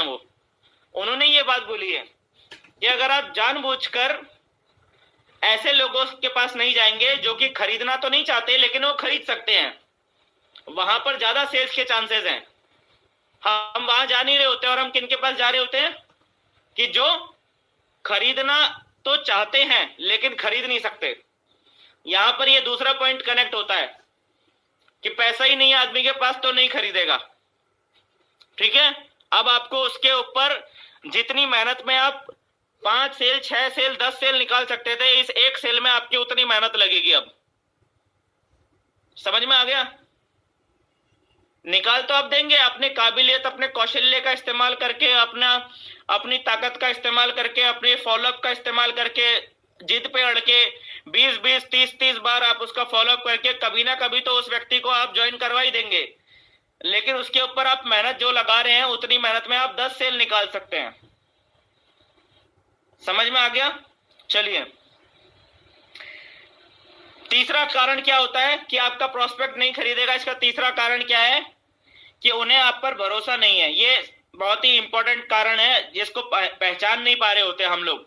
ये बहुत इंपॉर्टेंट कारण है। तीसरा कारण है जिनकी वजह से आपका प्रोस्पेक्ट नहीं खरीदेगा, वो ये है कि सब कुछ तो ठीक है लेकिन उसे आप पर भरोसा ही नहीं है, आप पर भरोसा नहीं कर पा रहा वो। ये तीनों प्रॉब्लम्स को अगर आप स्ट्रेटेजी बना के काम करेंगे, अगर आप तरीके से सिस्टमेटिकली काम करेंगे, तो आप ये तीनों प्रॉब्लम्स को बहुत इजीली हैंडल कर सकते हैं। और जिन लोगों के साथ में बहुत तेजी से नेटवर्क बिल्ड हो रहा होता है, बहुत तेजी से लोग जिनके साथ आ रहे होते हैं, जिनकी टीम बहुत फास्ट स्पीड से ग्रो कर रही होती है, वो इन्हीं 3 कारणों को पहले खत्म करते हैं, बाकी चीजें बाद में। वो पहले इन 3 कारणों को खत्म कर देते हैं। वो अपने प्रोडक्ट के बारे में जब जानकारी देते हैं तो वो इस तरीके से जानकारी देते हैं कि सामने वाले के दिमाग में, उस प्रोस्पेक्ट के दिमाग में अपने आप ही उस प्रोडक्ट की जरूरत क्रिएट कर देते हैं। प्रोस्पेक्ट के दिमाग में उस प्रोडक्ट की जरूरत क्रिएट कर देते हैं, क्रिएट। ठीक है, तो ऐसे पहली प्रॉब्लम सॉल्व हुई। दूसरी प्रॉब्लम सॉल्व होती है कि वो सिर्फ उन्हीं लोगों के पास जाते हैं, शुरुआत में वो सिर्फ उन्हीं लोगों के पास जाते हैं जो कि भले ही खरीदना ना चाहता हो लेकिन खरीद सकता है। जिनको थोड़ा सा अगर जरूरत समझाई जाए तो वो खरीद सकता है, तो वो उन्हीं के पास जा रहे होते हैं। इसीलिए नेटवर्क मार्केटिंग में बोला जाता है कि स्केल का ध्यान में रखिए, अपने स्केल से नीचे काम मत करिए। नेटवर्क मार्केटिंग के अंदर में हर एक एजुकेशन आपस में इंटर रिलेटेड है सर। कोई भी चीज ऐसा हवा नहीं बताई जा रही होती है, लेकिन हम क्या होते हैं, हम उस चीज के पीछे के रीजन समझ रहे होते हैं कि हमें क्यों बोला जा रहा है कि भाई अपने स्केल से नीचे काम मत करो। क्यों बोला जा रहा है हमको कि भाई अपने स्केल से नीचे काम मत करो? इसीलिए बोला जा रहा है कि जब आप अपने स्केल से ऊपर काम कर रहे होंगे तो आपको सामने वाला ये बोल ही नहीं पाएगा कि मेरे पास पैसे नहीं है, क्योंकि सामने वाले को भी पता है कि जब आप ज्वाइन कर सकते हैं तो वो क्यों नहीं ज्वाइन कर सकता। उसको भी पता है कि उसका स्केल आपके स्केल से ऊपर है। तो जब आप अपने स्केल से ऊपर काम कर रहे होते हैं ना, तो सामने वाला आपको कभी ये नहीं बोल सकता कि मेरे पास पैसा ही नहीं है। वो इस रीजन को ही खत्म कर देते हैं। जिनके साथ तेजी से काम हो रहा होता है ना, वो स्केल का ख्याल रख रहे होते हैं, वो एक लेवल से नीचे काम नहीं कर रहे होते। ध्यान रखना इस चीज का, ये बहुत इंपॉर्टेंट है अगर आपको फास्ट ग्रोथ करना है तो। और तीसरी बात, उनके शब्दों में हमेशा भरोसे की बात होती है। वो हमेशा भरोसे के ऊपर काम कर रहे होते हैं। वो सामने वाले का जीतने वाली जो टेक्निक्स हैं उनका इस्तेमाल कर रहे होते हैं कि सामने वाले का विश्वास कैसे जीतना है, उसके ऊपर वो लोग काम कर रहे होते हैं। उनके शब्दों में ऐसे शब्द होते हैं कि सर मैं आपके साथ हूं। ठीक है, अभी कल जो है ना, कल हम कुछ शब्दों के बारे में भी कि कौन से शब्द आपको इस्तेमाल करने चाहिए जिनसे सेल आ सकती है, और कौन से शब्द आपको इस्तेमाल नहीं करने चाहिए जिनसे कि आपकी सेल नहीं भी आ सकती, उसके बारे में कल बात करेंगे हम। ठीक है ना। तो वो भरोसे के ऊपर काम कर रहे होते हैं। वो इस बात पे एफर्ट लगाते हैं कि सामने वाला उन पे विश्वास कर पाए, सामने वाला उन पे बिलीव करे। इस चीज के वो खास ख्याल रखते हैं। उनकी बॉडी लैंग्वेज, उनके शब्द, उनका जो टेक्निक्स हैं, वो इसी बात को लेकर होती है कि सामने वाला उन पे विश्वास करे। अब सोचिए कि उन्होंने अपने शब्दों से प्रोडक्ट की नीड भी क्रिएट कर दी, और उन्होंने उसी व्यक्ति को अप्रोच किया है जो खरीदना चाहे या ना चाहे लेकिन खरीद सकता है, ऐसे ही व्यक्तियों को अप्रोच कर रहे हैं। और अपने शब्दों से वो सामने वाले में बिलीव लेवल भी पैदा कर रहे हैं, बिलीव भी बिल्ड कर रहे हैं। आप सोच के देखिए कि अगर कोई व्यक्ति इस तरीके से काम कर रहा है तो क्या लगता है, वो 10 लोगों से बात करेगा तो कितने लोग ज्वाइन करेंगे उसके साथ में? मुझे लगता है कि भाई उस व्यक्ति का जो कन्वर्जन रेट है ना, वो 100% भी हो सकता है। कन्वर्जन रेट को 100% भी किया जा सकता है। बस आपके अंदर दम होना चाहिए, आपकी टेक्निक सही होनी चाहिए, और आपको लगातार अपने काबिलियत कौशल्य को बढ़ाना पड़ेगा। सेल्स क्या है? सेल्स को इंप्रूव किया जा सकता है। अपनी सेल्स की आपकी जो स्किल्स हैं, आप उनको इंप्रूव कर सकते हैं, उनमें धार लगा सकते हैं, उनको तेज कर सकते हैं, उनको शार्प कर सकते हैं। ठीक है। तो ये 3 बेसिक कारण है जिनकी वजह से आपका प्रोस्पेक्ट एक्चुअली नहीं खरीदता। ठीक है ना। तो आपका ये 3 में से कोई कारण अगर है तो आप फॉलो भी करते रह जाएंगे उस व्यक्ति का, और वो सेल क्लोज नहीं हो रही होगी, आप फॉलो अप करते रहेंगे। वो अपने क्वेश्चन बदल देगा, वो अपने बहाने बदल देगा, वो कुछ ना कुछ आपको टालता जाएगा, लेकिन इनमें से कोई एक कारण की वजह से वो अटका हुआ होता है। समझ में आ गया? तो ये 3 बेसिक कारण है। नेटवर्क मार्केटिंग में जितने भी सवाल आपके सामने आते हैं ना, वो सारे सवालों के पीछे छुपा हुआ कारण इनमें से कोई एक ही होता है। ठीक है। अब चलते हैं। तो ये हमने आज अभी थोड़ा सा सेल्स एंड क्लोजिंग के बारे में थोड़ा बात करी है अभी, और आप इस सेल्स एंड क्लोजिंग के बारे में थोड़ा सा हम कल भी बात करेंगे। ठीक है। आज जितनी जानकारी आपको मिली है, इतना समझ में आ गया ना? इसमें कोई डाउट तो नहीं है? चलिए,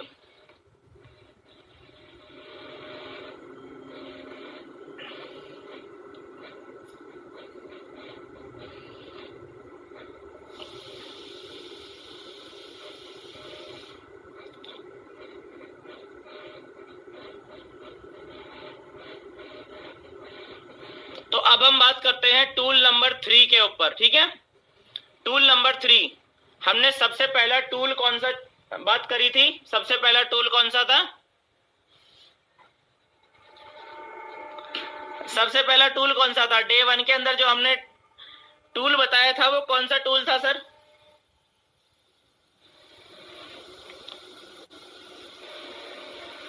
किसी को याद है?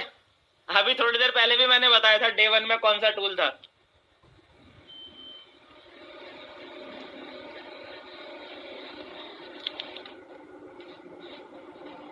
डे 1 के अंदर हमने ABC रूल बताया था ना, ABC रूल बताया था। ऐड नहीं करना है, बिल्ड नहीं करना है, कनेक्ट करना है। आपके जो सोशल सर्किल होता है, आपने अपने सोशल सर्किल को, जो यहाँ पर जो सिस्टम है, आपने उनसे कनेक्ट करना है। आपको किसी को समझाने की, किसी को बताने की जरूरत नहीं है। आपने सिर्फ अपने साथ के लोगों को हमसे कनेक्ट करते जाना है। और इस तरीके से जब आप 4 साल तक काम कर सकते हैं, तो 4 इयर्स की वर्क स्ट्रेटेजी बताई गई थी कि इस तरीके से 4 साल के अंदर आप इतना इतना अमाउंट आप यहाँ से कमा सकते हैं, है ना। डे 1 के अंदर इसके बारे में, टूल के बारे में बात हुई थी। डे 2 के अंदर कौन से टूल पे बात हुई थी? नीड पे, है ना, नीड के ऊपर हमने बात करी थी डे 2 के अंदर। और हमने उन टूल्स को क्लियर करने से पहले हमने ये भी आपको बताया था कि कौन सी सिचुएशन में आपने वो टूल चलाना है, किस तरह का सवाल आपके सामने आएगा जब आपने वो टूल चलाना है, जब आपने उस टूल का इस्तेमाल करना है। तो ऐसे ही कई बार क्या होता है, ये देखिए, आप हमारे सामने सवाल आता है कि सवाल नहीं आ रहा होता, हमें सामने वाला कभी कभी क्या होता है, रीजन गिना रहा होता है कि हमें नेटवर्क मार्केटिंग क्यों नहीं करना चाहिए। कई लोग होते हैं ना जिन्होंने इस बारे में पीएचडी किया हुआ है, कई लोग हैं मार्केट में, उन्होंने इस बारे में पीएचडी किया हुआ है कि नेटवर्क मार्केटिंग क्यों नहीं करना चाहिए, इस बारे में पीएचडी किया हुआ है उन्होंने। ऐसे मतलब तुर्रम खान लोग हैं मार्केट के अंदर में जिन्होंने इस बारे में पीएचडी किया हुआ है। उनके सामने कोई भी बैठ जाए ना तो वो उसको ये बहुत अच्छे से समझा देते हैं कि नेटवर्क मार्केटिंग क्यों नहीं करना चाहिए। भले ही उन्होंने अपनी जिंदगी में कोई तीर मारा हो या ना मारा हो, लेकिन वो सामने वाले को बहुत अच्छे से समझा देते हैं कि नेटवर्क मार्केटिंग क्यों नहीं करना चाहिए। ठीक है, नेटवर्क मार्केटिंग में क्या क्या खराबी है ये वो बहुत अच्छे से समझाते हैं। ऐसे बहुत सारे लोग होते हैं, नेटवर्क मार्केटिंग चेन सिस्टम होता है, नेटवर्क मार्केटिंग में चेन टूट जाती है, नेटवर्क मार्केटिंग झूठ बोलने का काम है, नेटवर्क मार्केटिंग टोपी पहनाने का काम है, नेटवर्क मार्केटिंग ऐसा, नेटवर्क मार्केटिंग वैसा, नेटवर्क मार्केटिंग वालों ने मेरी भैंस चुरा ली थी, हैं, मेरी भैंस चुरा के ले गए थे नेटवर्क मार्केटिंग वाले। वो उसके पास में वो 24 घंटा इस बात का गाना गाता रहता है कि नेटवर्क मार्केटिंग में क्या खराबी है, नेटवर्क मार्केटिंग क्यों नहीं करना चाहिए, और वो आपको कारण गिनाएंगे कि मैं क्यों नेटवर्क मार्केटिंग से दूर रहता हूं और आपको क्यों नेटवर्क मार्केटिंग से दूर रहना चाहिए, इसके कारण गिनाते हैं वो आपको। ठीक है, तो आज हम उनका अंतिम संस्कार करने वाले हैं आज के सेशन के अंदर में। ठीक है, आज का टूल है टूल नंबर 3। आज का टूल क्या है? एमएलएम बिजनेस के 20 फायदे, ये आज का टूल है। ठीक है, इस टूल के अंदर में हम आपको 20 फायदे बताएंगे नेटवर्क मार्केटिंग के। हो सकता है कुछ आपको पता होंगे, हो सकता है कुछ आपको नहीं भी पता होंगे, लेकिन इस टूल की जरूरत क्यों पड़ती है और इस टूल को चलाना कैसे है वो इंपॉर्टेंट बात है। ठीक है, नेटवर्क मार्केटिंग के इस टूल को चलाना कैसे है वो मैं आपको बता रहा हूं, उसको आप समझना। पहले हम समझते हैं कि वो 20 फायदे कौन कौन से हैं, जो कि नेटवर्क मार्केटिंग एमएलएम बिजनेस करने के 20 सबसे बड़े फायदे कौन कौन से हैं। ठीक है, चलिए एक एक करके समझते हैं। Point number 1, extra income.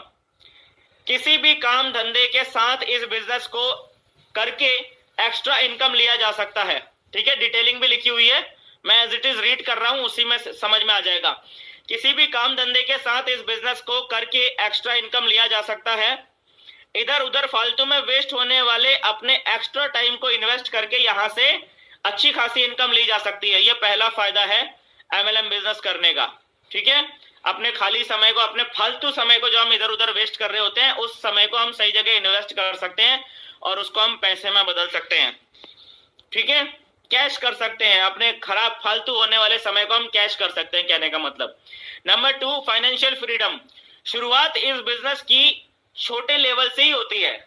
हम ये सोच के शुरू करते हैं कि चलो 10,000 12,000 एक्स्ट्रा इनकम आ जाएगी तो अच्छा हो जाएगा, लेकिन जब हम 3-4 साल लगातार इसमें लगे रहते हैं, यहां से इतना पैसा आने लग जाता है 3-4 साल के बाद कि हम हो जाते हैं।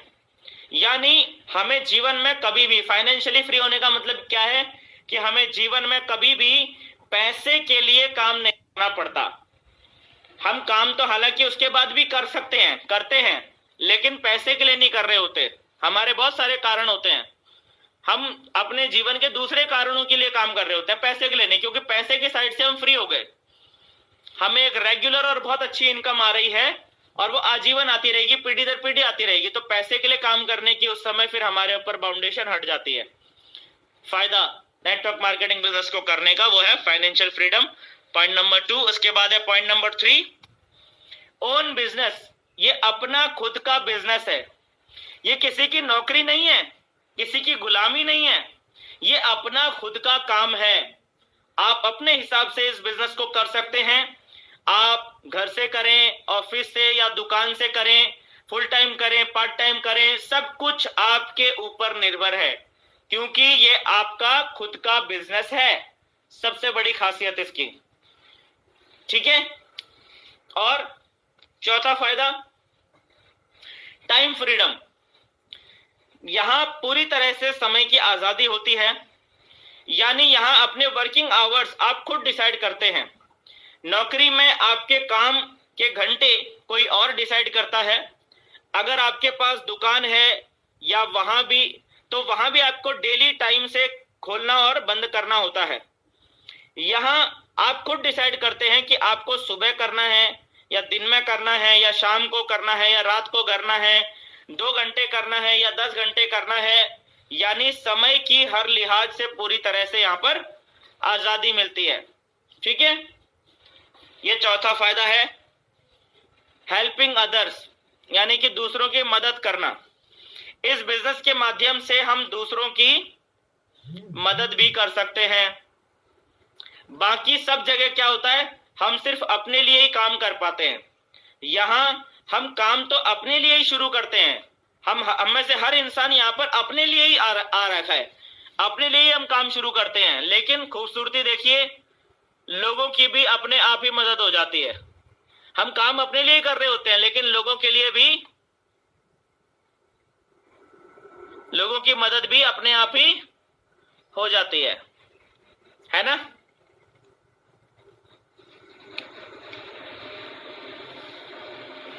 Point number 6, personality development. देखो, इस बिजनेस को शुरू करते टाइम बहुत से लोगों को टाई तक लगाना भी नहीं आता है। आप में से हैं कुछ लोग जिनको इस बिजनेस को ज्वाइन करने से पहले टाई लगाना नहीं आता होगा। हैं कुछ लोग जिनको इस बिजनेस में ज्वाइन होने से पहले टाई लगाना नहीं आता था। और बहुत से लोगों में इतना भी कॉन्फिडेंस नहीं होता है कि वो 4 लोगों के सामने खड़े होकर अपनी बात रख सके। जैसे मेरे अंदर कॉन्फिडेंस नहीं था, मैं भी 4 लोगों के सामने खड़े होकर अपनी बात नहीं रख सकता था। हमारी पर्सनैलिटी की इन कमियों को और ऐसी ही बहुत सी कमियों को यहां ठीक कर दिया जाता है। ये इस बिजनेस की खासियत है नेटवर्क मार्केटिंग की, कि हमारी पर्सनैलिटी की बहुत सारी ऐसी कमियां हैं जिनको यहां पर ठीक कर दिया जाता है। इसके बाद point number 7, safe from natural hazards. आग लग जाना, चोरी हो जाना, कोई भी पॉलिटिकल इशू हो जाना, है ना, इन सब का हमारे बिजनेस पे कोई भी प्रभाव नहीं पड़ता है। यहां कोई टेंशन ही नहीं है, बस निश्चिंत होकर जितना चाहे उतना माल बेचते जाओ। इस बिजनेस की खासियत क्या है कि आग लगने का डर नहीं है, चोरी होने का डर नहीं है, पॉलिटिकल प्रोपेगेंडे का, पॉलिटिकल इश्यूज का डर नहीं है। निश्चिंत होकर बस एक ही काम करते जाना है, बेचते जाना है, बेचते जाना है, बेचते जाना है, बेचते जाना है, बेचते जाना है, बेचते जाना है। सिंपल सा काम है, ठीक है, कोई टेंशन ही नहीं है। 8वां इसका सबसे बड़ा फायदा क्या है, देखना बहुत इंपॉर्टेंट है। 100% रिटर्न ऑफ योर एफर्ट्स। ये बहुत ही इंपॉर्टेंट फायदा है, यानी जितनी मेहनत उतना फल। इस बिजनेस में आपकी मेहनत से आपकी इनकम डिसाइड है। उदाहरण के लिए, कोई व्यक्ति यदि नौकरी कर रहा है, हर महीने 10,000 रुपए तनख्वाह ले रहा है, किसी महीने यदि वो चाहे कि 10,000 से बढ़कर इस महीने 20,000 मिल जाए, तो क्या जॉब में ये पॉसिबल है कि अचानक से रातों रात आपकी इनकम डबल हो जाए? ऐसा जॉब में तो पॉसिबल नहीं है। दुकान में भी अचानक से रातों रात इनकम डबल हो जाए, ऐसा पॉसिबल नहीं है। कहां पॉसिबल है? नेटवर्क मार्केटिंग में आपकी इनकम लगातार मल्टीप्लाई होती चली जाती है, लगातार मल्टीप्लाई होती चली जाती है। 100% रिटर्न ऑफ योर एफर्ट्स। जब आप नौकरी कर रहे होते हैं तो नौकरी में जो आपका मालिक है, जब आपका मालिक आपसे लाख रुपए का काम करवाता है, तब आपको 20,000 रुपए देता है, 25,000 रुपए देता है, उतना भी शायद मुश्किल से ही देता होगा। तो आप मेहनत एक्चुअल में बहुत ज्यादा कर रहे होते हैं, लेकिन उसके हिसाब से आपको इनकम नहीं मिल रही होती जॉब में। लेकिन यहां पर आप जितनी मेहनत कर रहे होते हैं उसका आपको पूरा का पूरा आपको 100% आपको उसका बेनिफिट मिलता है, बल्कि बढ़ के ही मिलता है, क्योंकि कुछ टाइम के बाद तो आप मेहनत नहीं कर रहे होते हैं, तब भी आपको पैसा लगातार मिलता रहता है, ठीक है। 100% रिटर्न ऑफ योर एफर्ट्स। इसके बाद है पॉइंट नंबर, यहां पर देखिए एक बहुत इंपॉर्टेंट पॉइंट आता है कि आपको यहां पर साथी चुनने की आजादी है, ठीक है, साथी चुनने की आजादी है। आप जब फौज में भर्ती हो जाते हैं तो आप ऐसा तो नहीं कर सकते ना कि यार मैं फौज में ज्वाइन हो गया हूं तो मैं अपने सारे दोस्तों को भी अपने साथ फौज में ज्वाइन करवा दूं। ऐसा आपके हाथ में होता है क्या? नहीं होता। आप पुलिस में भर्ती हो जाते हैं तो आप ऐसे सारे दोस्तों को भी अपने साथ पुलिस में भर्ती करवा दूं, ये आपके हाथ में तो नहीं होता। आप डॉक्टर बन जाते हैं तो आप अपने साथ के सारे लोगों को डॉक्टर तो नहीं बना सकते, आपके हाथ में नहीं होता। लेकिन यहां दूसरी जगह में अपने यार दोस्तों को अपने साथ अपनी मर्जी से काम पे नहीं लगाया जा सकता, ठीक है ना। मान लीजिए मैं फौज में भर्ती हो गया तो क्या मैं अपने यार दोस्तों को भी अपने साथ फौज में भर्ती करवा सकता हूं? नहीं करवा सकता हूं। अगर कोई बैंक में है तो क्या अपने सारे दोस्तों को उस बैंक में भर्ती कर सकता है? नहीं कर सकता है। लेकिन इस बिजनेस में आप चाहें तो आपके साथ आपके सारे दोस्त आ सकते हैं। आ सकते हैं कि नहीं आ सकते? बहुत ही आसानी से आ सकते हैं, है ना। कितना बढ़िया बिजनेस है। अपने साथी चुनने की आजादी है यहां पर, और कहीं पर भी नहीं होती, यहां पर है। 10वां पॉइंट क्या है? जमीनी सीमाओं से आजादी। पूरे हिंदुस्तान में किसी भी कोने में जाके इस बिजनेस को हम कर सकते हैं, चाहे आप घर से करें या किसी भी राज्य या शहर में जाके करें, कोई दिक्कत नहीं है। जबकि जॉब में आपको ट्रांसफर मिल जाता है ना। जहां पे ट्रांसफर होगा आप वहीं पे जाके जॉब करनी पड़ेगी आपको। और बाकी बिजनेस में भी जमीनी सीमाओं तक काफी हद तक हम बंधे रहते हैं। सिर्फ नेटवर्क मार्केटिंग ही ऐसा है जहां पर आपको शुरुआत से ही जमीनी सीमाओं से पूरी तरीके से आजादी मिल जाती है। कहीं पर भी जाके करो, कहीं पर भी कुछ भी अपना काम करते रहो, कहीं पर भी जाके आप अपने बिजनेस को एक्सपेंड करो, कोई टेंशन ही नहीं है। पूरा मैदान आपके लिए खुला हुआ है। पॉइंट नंबर 11, महाराजाओं जैसा सम्मान। दूसरे किसी भी फील्ड में वैसा सम्मान नहीं मिलता जैसा यहां मिलता है।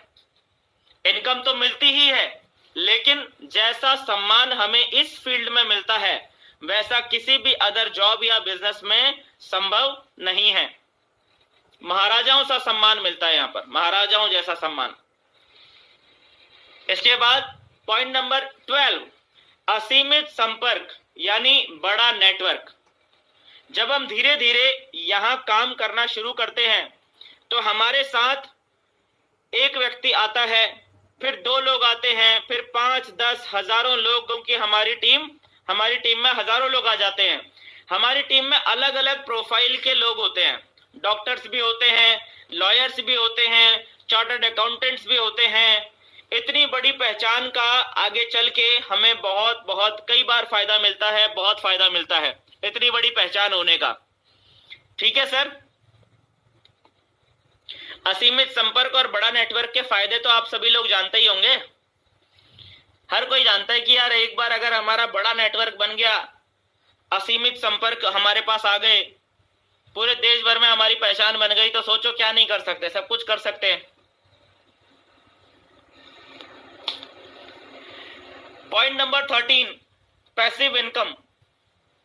पैसिव इनकम यानी ना काम पर भी इनकम आना, बिना काम किए भी इनकम आना, ठीक है।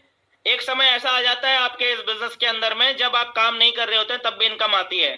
जब हम शुरुआत करते हैं तो जरूर काम करने पर ही इनकम आती है, लेकिन जब एक बार आपकी हजारों लाखों लोगों की टीम बन जाती है तो उसके बाद हम काम नहीं भी करते हैं तब भी लगातार इनकम आती रहती है, और बाकी किसी भी दूसरी जगह ऐसा संभव नहीं है, ठीक है।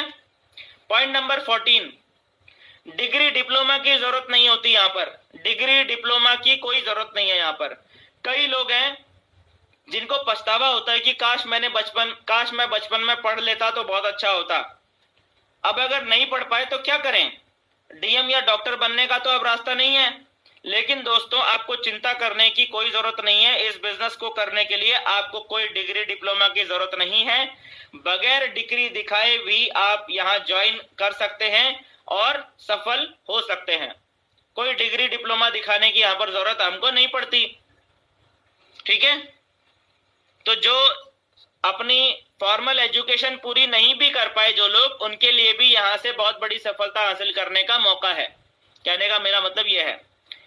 पॉइंट नंबर 15, आरक्षण या कोटा का चक्कर नहीं है। यहाँ पर कोई आरक्षण नहीं है, कोई कोटा नहीं है। आजकल आप देख रहे हैं आरक्षण या कोटा को लेके कितना बवाल मचा हुआ है।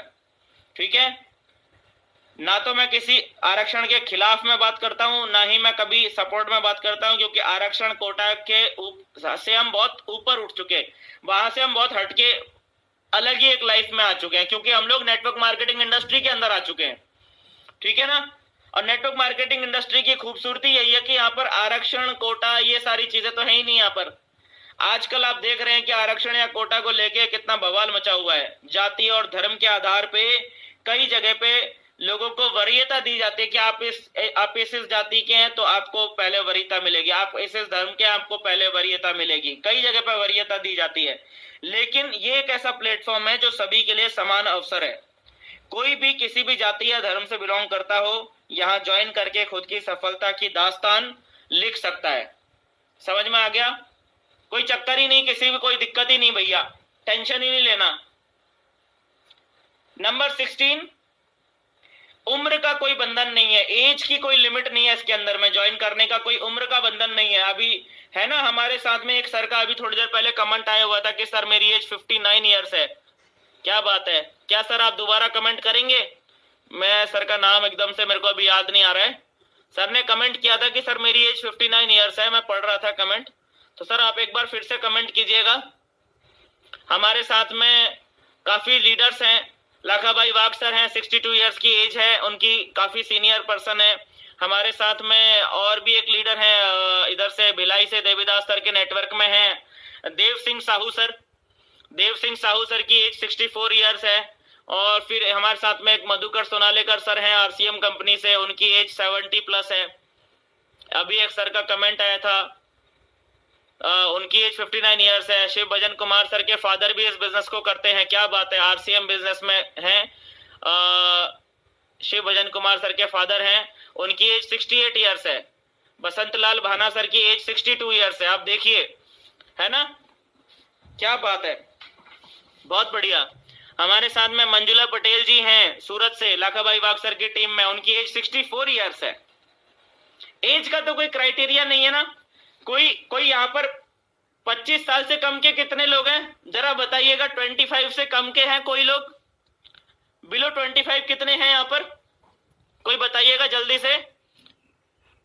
रामजी लाल जागा सर हैं जयपुर राजस्थान से, 55 ईयर्स एज है उनकी। देखिए यहाँ पर राज शिव हरे हैं, देखिए इनकी एज 18 साल है, 18 साल की एज है राज शिव हरे जी की। क्या बात है। मोहित प्रजापति सर की 29 ईयर्स एज है। घनश्याम पाटीदार सर की 25 ईयर्स एज है। अश्विन तिवारी जी की एज 20 साल है। तो यहाँ पर देखिए 18 साल, 20 साल, 24 साल, 25 साल, मेरी एज 32 ईयर्स है। हमारे साथ में किशन लाल पासी सर है, 62 ईयर्स एज है। जितेंद्र पटेल जी हैं, 19 ईयर्स की एज है। देखा, साबित कर दिया ना, उम्र का कोई बंधन नहीं है यहाँ पर। 20 की एज वाले भी काम कर सकते हैं, 30 की एज वाले भी काम कर सकते हैं, 40 की एज वाले भी काम कर सकते हैं, और 50, 60, 70 साल की एज वाले भी व्यक्ति यहाँ पर काम कर सकते हैं। आप ही लोग बताइए दोस्तों, क्या नौकरी में ऐसा संभव है? क्या नौकरी में ऐसा संभव है? नहीं है, है ना? क्या खूबसूरती है हमारे बिजनेस की, क्या बात, बहुत बढ़िया, मजा आ गया। धनेश्वर मुंडा सर की एज तो 17 ईयर्स है। क्या बात है, कोई 17 ईयर्स से कम भी है क्या कोई? हमारे साथ अरुण पसीने जी हैं, 59 ईयर्स की एज है उनकी। 17 ईयर्स से कम है क्या कोई? क्या बात है, मजा ही आ गया। शंकर सर की एज है, शंकर नागदा सर की एज 55 ईयर्स। प्रबल प्रताप सिंह सर की एज 49 ईयर्स। हरीश साहू जी की एज 29 ईयर्स। शिव भजन कुमार सर की जो छोटी सिस्टर हैं उनकी एज 13 ईयर्स है, वो भी इस बिजनेस को करती हैं। क्या बात है, शिव भजन कुमार सर की पूरी फैमिली इस बिजनेस को कितने बढ़िया तरीके से कर रही है। अब ये लोग जो है यही लोग हैं जो इंस्पायर करते हैं अपने आसपास की पूरी समाज को, पूरी सोसाइटी को। आप सभी लोगों के माध्यम से आपके आसपास का पूरा समाज इंस्पायर होने वाला है भविष्य में। बहुत ताकत है ना? तो इस बिजनेस की क्वालिटी यही है कि उम्र का कोई बंधन नहीं है ना? ये बताना पड़ेगा। कम लागत में ज्यादा फायदा, 17वां बेनिफिट क्या है? 17th बेनिफिट है कम लागत में ज्यादा फायदा। जब हम दूसरे बिजनेसेस की बात करते हैं तो वहां पे क्या बात हो रही होती है, लाखों कमाने हैं तो करोड़ों लगाने हैं, ठीक है ना। करोड़ों लगा के लाखों कमाए जाते हैं, लाखों लगा के कुछ हजार कमाए जाते हैं, और कुछ हजार अगर लगाते हैं तो फिर 400, 500, 200, 250, 300 कमाए जाते हैं, है ना। वहां पर उल्टा है। और यहां पर क्या है, कुछ हजार लगा के हम लोग करोड़ों अरबों कमाने का यहां पर जो है हमारे पास सिस्टम आ जाता है कि हम यहां से करोड़ों भी कमा सकते हैं, अरबों भी कमा सकते हैं, और कमाते हैं, कमा रहे हैं, और जो लोग मेहनत कर रहे हैं वो आगे भी कमाते रहेंगे, है ना। तो यहां पर ये बिजनेस है कम लागत में ज्यादा फायदा। कुछ हजार रुपए खर्च करके यहां पर हम जो है हमें करोड़ों का बिजनेस मिल जाता है। और मार्केट में क्या है, अगर आदमी को लाख, 2 लाख, 5 लाख कमाने हैं महीने का तो उसको करोड़ों लगाना पड़ता है। वहां की कहानी उल्टी है, ठीक है। तो कम लागत में ज्यादा फायदा। 8वां पॉइंट क्या है, अपने साथ दूसरों का भी जीवन संवार सकते हैं। अपना तो जीवन संवार ही सकते हैं, लेकिन दूसरों का भी जीवन संवार सकते हैं। जब हम इस बिजनेस धंधे में आते हैं तो सिर्फ अपने लिए आते हैं कि हमारा काम कैसे चलेगा, हमारा खर्चा कैसे निकलेगा, हमारी पॉकेट खर्च कैसे निकलेगी, हमारा जो अभी फाइनेंशियल क्राइसिस है वो कैसे ठीक होगा। हम अपने लिए आए होते हैं इस बिजनेस के अंदर। लेकिन जैसे ही हमारी टीम बन जाती है, आप देखिए कैसे मेंटालिटी चेंज होती है इस बिजनेस के अंदर में। जैसे ही हमारी टीम बन जाती है तो हमें अपने से ज्यादा अपनी टीम की परवाह होने लग जाती है। होती है कि नहीं होती है? अपने से ज्यादा हम अपनी टीम की परवाह करने लग जाते हैं कि यार ये करोड़पति बन जाए, ये लखपति बन जाए, इसको एक बढ़िया इनकम आने लग जाए। अपने आप ही माइंडसेट चेंज हो जाता है इस बिजनेस के अंदर में ना। जब हमारी टीम बन जाती है तो हमारी टीम की चिंता हम करने लग जाते हैं, और ये फीलिंग खुद ब खुद हमारे अंदर आ जाती है। और यही इस बिजनेस की खूबसूरती है। और कहीं पर भी ऐसा नहीं होता, सिर्फ यही होता है ऐसा, और कहीं नहीं होता है ऐसा, सिर्फ यही होता है। चलिए पॉइंट नंबर 19, खुद में लीडरशिप का निर्माण होता है। हमारे अंदर में लीडरशिप का निर्माण होता है। आज दुनिया में सिर्फ लीडर्स की ही वैल्यू है। आपको पता है? आप में से कितने लोगों को पता है, नहीं पता है कि आज दुनिया में ना, आज की डेट में दुनिया में सिर्फ एक ही तरह के लोगों की वैल्यू है सबसे ज्यादा, और वो है leaders. Leaders, leaders, leaders, leaders. सबसे ज्यादा पैसा आज की डेट में सिर्फ लीडर्स को ही मिल रहा है। सबसे ज्यादा पैसा आप देख लो मार्केट में, सबसे ज्यादा पैसा कौन कमा रहे हैं? जो लीडर्स हैं, सिर्फ वही लोग पैसा कमा रहे हैं। तो ये एक ऐसा बिजनेस है, एक ऐसी अपॉर्चुनिटी है जो कि हमारे अंदर लीडरशिप का निर्माण ऑटोमेटिकली यहां पर होने लग जाता है। सिर्फ लीडर्स की वैल्यू होती है। और आगे आने वाला जो सदी चल रही है, सदी 21वीं सदी, इसमें सिर्फ लीडर्स को ही सबसे ज्यादा वैल्यू होगी, ठीक है। और 20वां पॉइंट क्या है, ये एक फैमिली बिजनेस है। क्या है? ये एक फैमिली बिजनेस है। जैसे कि अभी हम यहाँ पर देख भी रहे थे, शिव भजन कुमार सर की पूरी फैमिली इस बिजनेस को कर रही है। छोटी सिस्टर कर रही है, फादर कर रहे हैं, वो खुद कर रहे हैं। ऐसे बहुत सारे लोग हैं, काफी सारे लोग हैं जो विद फैमिली इस बिजनेस को कर रहे हैं। क्यों? क्योंकि ये परिवार के सारे लोग मिलके इस बिजनेस को में काम कर सकते हैं। नौकरी में या किसी अदर प्रोफेशन में ऐसा पॉसिबल नहीं है। एक डॉक्टर जो है, डॉक्टर अपना ऐसा नहीं कर सकता कि भाई वो खुद भी डॉक्टरी कर रहा है और घर में सबके सब लोग जो है ऑपरेशन करने के लिए चले जाते हैं। किसी दिन डॉक्टर का मन नहीं किया तो उसने अपने बेटे को भेज दिया कि भाई जा ऑपरेशन करके आ जा। ऐसा पॉसिबल तो नहीं है ना। दूसरे प्रोफेशंस में ये चीज पॉसिबल नहीं है, लेकिन ये एक फैमिली बिजनेस है। नौकरी में ऐसा संभव नहीं है और किसी अदर प्रोफेशन में ऐसा संभव नहीं है। संभव है तो सिर्फ एक ही जगह पर संभव है, सिर्फ नेटवर्क मार्केटिंग में ही ऐसा संभव है। ये 20 फायदे हैं इस MLM बिजनेस को करने के। अब मैं आपको बताता हूं दोस्तों कि ये 20 फायदों का हमको इस टूल का इस्तेमाल कैसे करना है, मैं आपको बताता हूं, ठीक है। इस टूल का हमको इस्तेमाल कैसे करना है, देखिए ये आप सिचुएशन देखिएगा। ये आप हैं, बैटरी, यहां पर एक बैटरी का फोटो बना हुआ है, ये आप हैं। और ये एक और बैटरी यहां पर दिखाई दे रही है, ये आपके प्रोस्पेक्ट हैं, दिखाई दे रहा है। बैटरी के दो सिरे होते हैं, एक होता है नेगेटिव और एक होता है पॉजिटिव। जो लोग इस बिजनेस को कर रहे हैं ना, उनका पॉजिटिव सिरा आगे की तरफ है और नेगेटिव सिरा पीछे की तरफ है।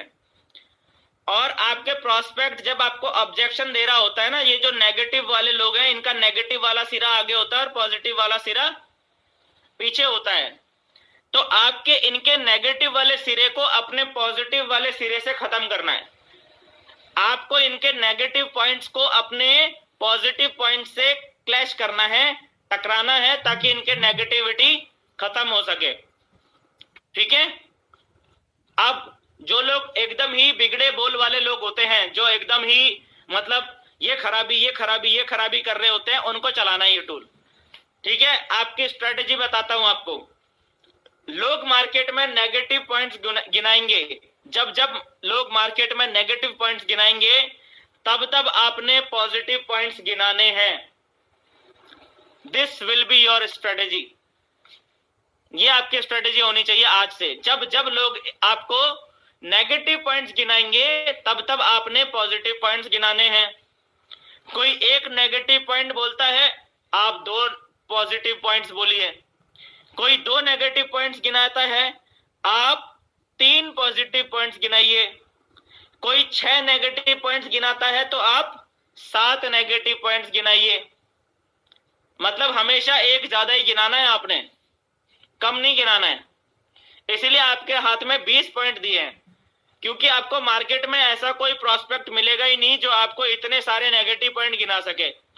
ज्यादा से ज्यादा सामने वाला आपको प्रोस्पेक्ट जो मिलेगा, वो जितने भी बिगड़े बोल वाला होगा, या तो 2 negative point, 3 negative point, 5 point, जो बहुत ही हद से भी ज्यादा नेगेटिव होगा, वो भी ज्यादा से ज्यादा 10 गिना पाएगा, 10 से ज्यादा नहीं गिना पाएगा। इसलिए आपके हाथ में 20 पॉइंट दिए हैं। अभी एक बार मैं ऐसी तरीके से ट्रेनिंग सेशन ले रहा था, तो हमारी टीम में एक लीडर थे, उन्होंने पूछ लिया कि सर, अगर कोई ऐसा पर्सन मिल जाए जो 20 नेगेटिव पॉइंट गिना दे, तो फिर क्या करें सर। एक ऐसा क्वेश्चन आ गया था हमारे सामने। ठीक है ना। एक ऐसा क्वेश्चन आ गया था, हमारी टीम के कोई पर्सन थे, उन्होंने पूछा, सर अगर किसी ने 20 नेगेटिव पॉइंट गिना दिए तो क्या करें सर। क्योंकि सर आपने तो 20 ही पॉइंट बताए हैं, अब 20 वाले को तो 21 बताने पड़ेंगे ना हमको, तो 21 कैसे बताएंगे। तो उसका रिप्लाई सर ये है कि अगर आपको कोई ऐसा रेयर केस मिल भी गया, वैसे तो कोई ऐसा रेयर केस मिलेगा नहीं, अगर आपको ऐसा कोई रेयर केस मिल भी गया जिसने 20 नेगेटिव पॉइंट गिना दिया आपको, तो 21वां पॉइंट आपने खुद नहीं बताना है, फिर आपने सीधा अपने अपलाइन को फोन लगाना है और अपने अपलाइन से बात करवानी है आपने उसकी। 21वां पॉइंट आपके अपलाइन बताएंगे उसको। ठीक है। आपके अपलाइंस को पता है 21वां पॉइंट कौन सा है। आपने सीधा अपने अपलाइन को फोन लगा के अपने अपलाइन को फोन पकड़ा देना है कि सर ये पर्सन है, इन्होंने 20 पॉइंट गिना दिए, 21वां बताइए सर इनको। ठीक है। फिर आपके अपलाइन उनको हैंडल कर लेंगे। समझ में आ गया ना। ये है इस पूरे टूल का 100 बात की एक बात, कि उनके नहीं आना है, हर हाल में सुना के ही आना है। यह है इस टूल की 100 बात की एक बात। ये टूल जिस पे आपने चला दिया ना, वो आदमी कभी आपके सामने खड़ा नहीं होगा। ये ऐसा टूल है कि जिसके सामने आपने चला दिया तरीके से ना, वो कभी भी आपके सामने आकर आपके पीठ पीछे भी कभी नेगेटिव बात नहीं करेगा बिजनेस के बारे में। ठीक है। सुन के नहीं आना है। इस पूरे टूल का सिर्फ एक ही क्रक्स है कि सुन के नहीं आना है, हर हाल में सुना के ही आना है। समझ में आ गया। चलिए, तो आज का जो सेशन है वो इतना ही है सर। ठीक है। आज के सेशन में यहीं तक है जानकारी। इसके आगे हम कल के सेशन में बात करेंगे। थोड़ा सा सोच के ऊपर एक बार फिर से बात करेंगे। कुछ पॉइंट रह गए सोच के ऊपर, उसके ऊपर बात करेंगे। और ये जो समझ जो है वो समझ डेवलप करने के ऊपर हम बात करेंगे। ठीक है। इसको समझ को और अच्छे से इसके ऊपर बात करेंगे। फिर हम एक और चौथा टूल है उसके ऊपर बात करेंगे। चौथा टूल बहुत ही खतरनाक है, उसके ऊपर हम बात करने वाले हैं, और फिर उसके बाद कुछ और क्वेश्चंस होंगे, उसके ऊपर भी हम बात करेंगे। अगर और चीज मैं आपको बता दूं, जो भी इंफॉर्मेशन हम आपको इस ट्रेनिंग सेशन के माध्यम से देना चाहते हैं, वो सारी की सारी इंफॉर्मेशन अगर कल के सेशन में कवर नहीं हुई है ना, तो परसों के फिर इसका एक एपिसोड और बढ़ाना पड़ेगा, इसका हम एक एपिसोड और बढ़ा देंगे। लेकिन इस ट्रेनिंग सेशन को हम आधी इंफॉर्मेशन के साथ में खत्म, सेशन 4 एपिसोड से भले ही एक एपिसोड बढ़ा के इसको 5 एपिसोड का करना पड़े, लेकिन इंफॉर्मेशन आप तक पूरी पहुंचाई जाएगी। ठीक है, इसलिए किसी भी व्यक्ति को घबराने की जरूरत नहीं है। ठीक है, और बने रहिए हमारे साथ में। कल सुबह मिलते हैं दोस्तों आपसे MLM का सत्संग में सुबह 6:30 बजे। तब तक के लिए thank you and wish you all the best.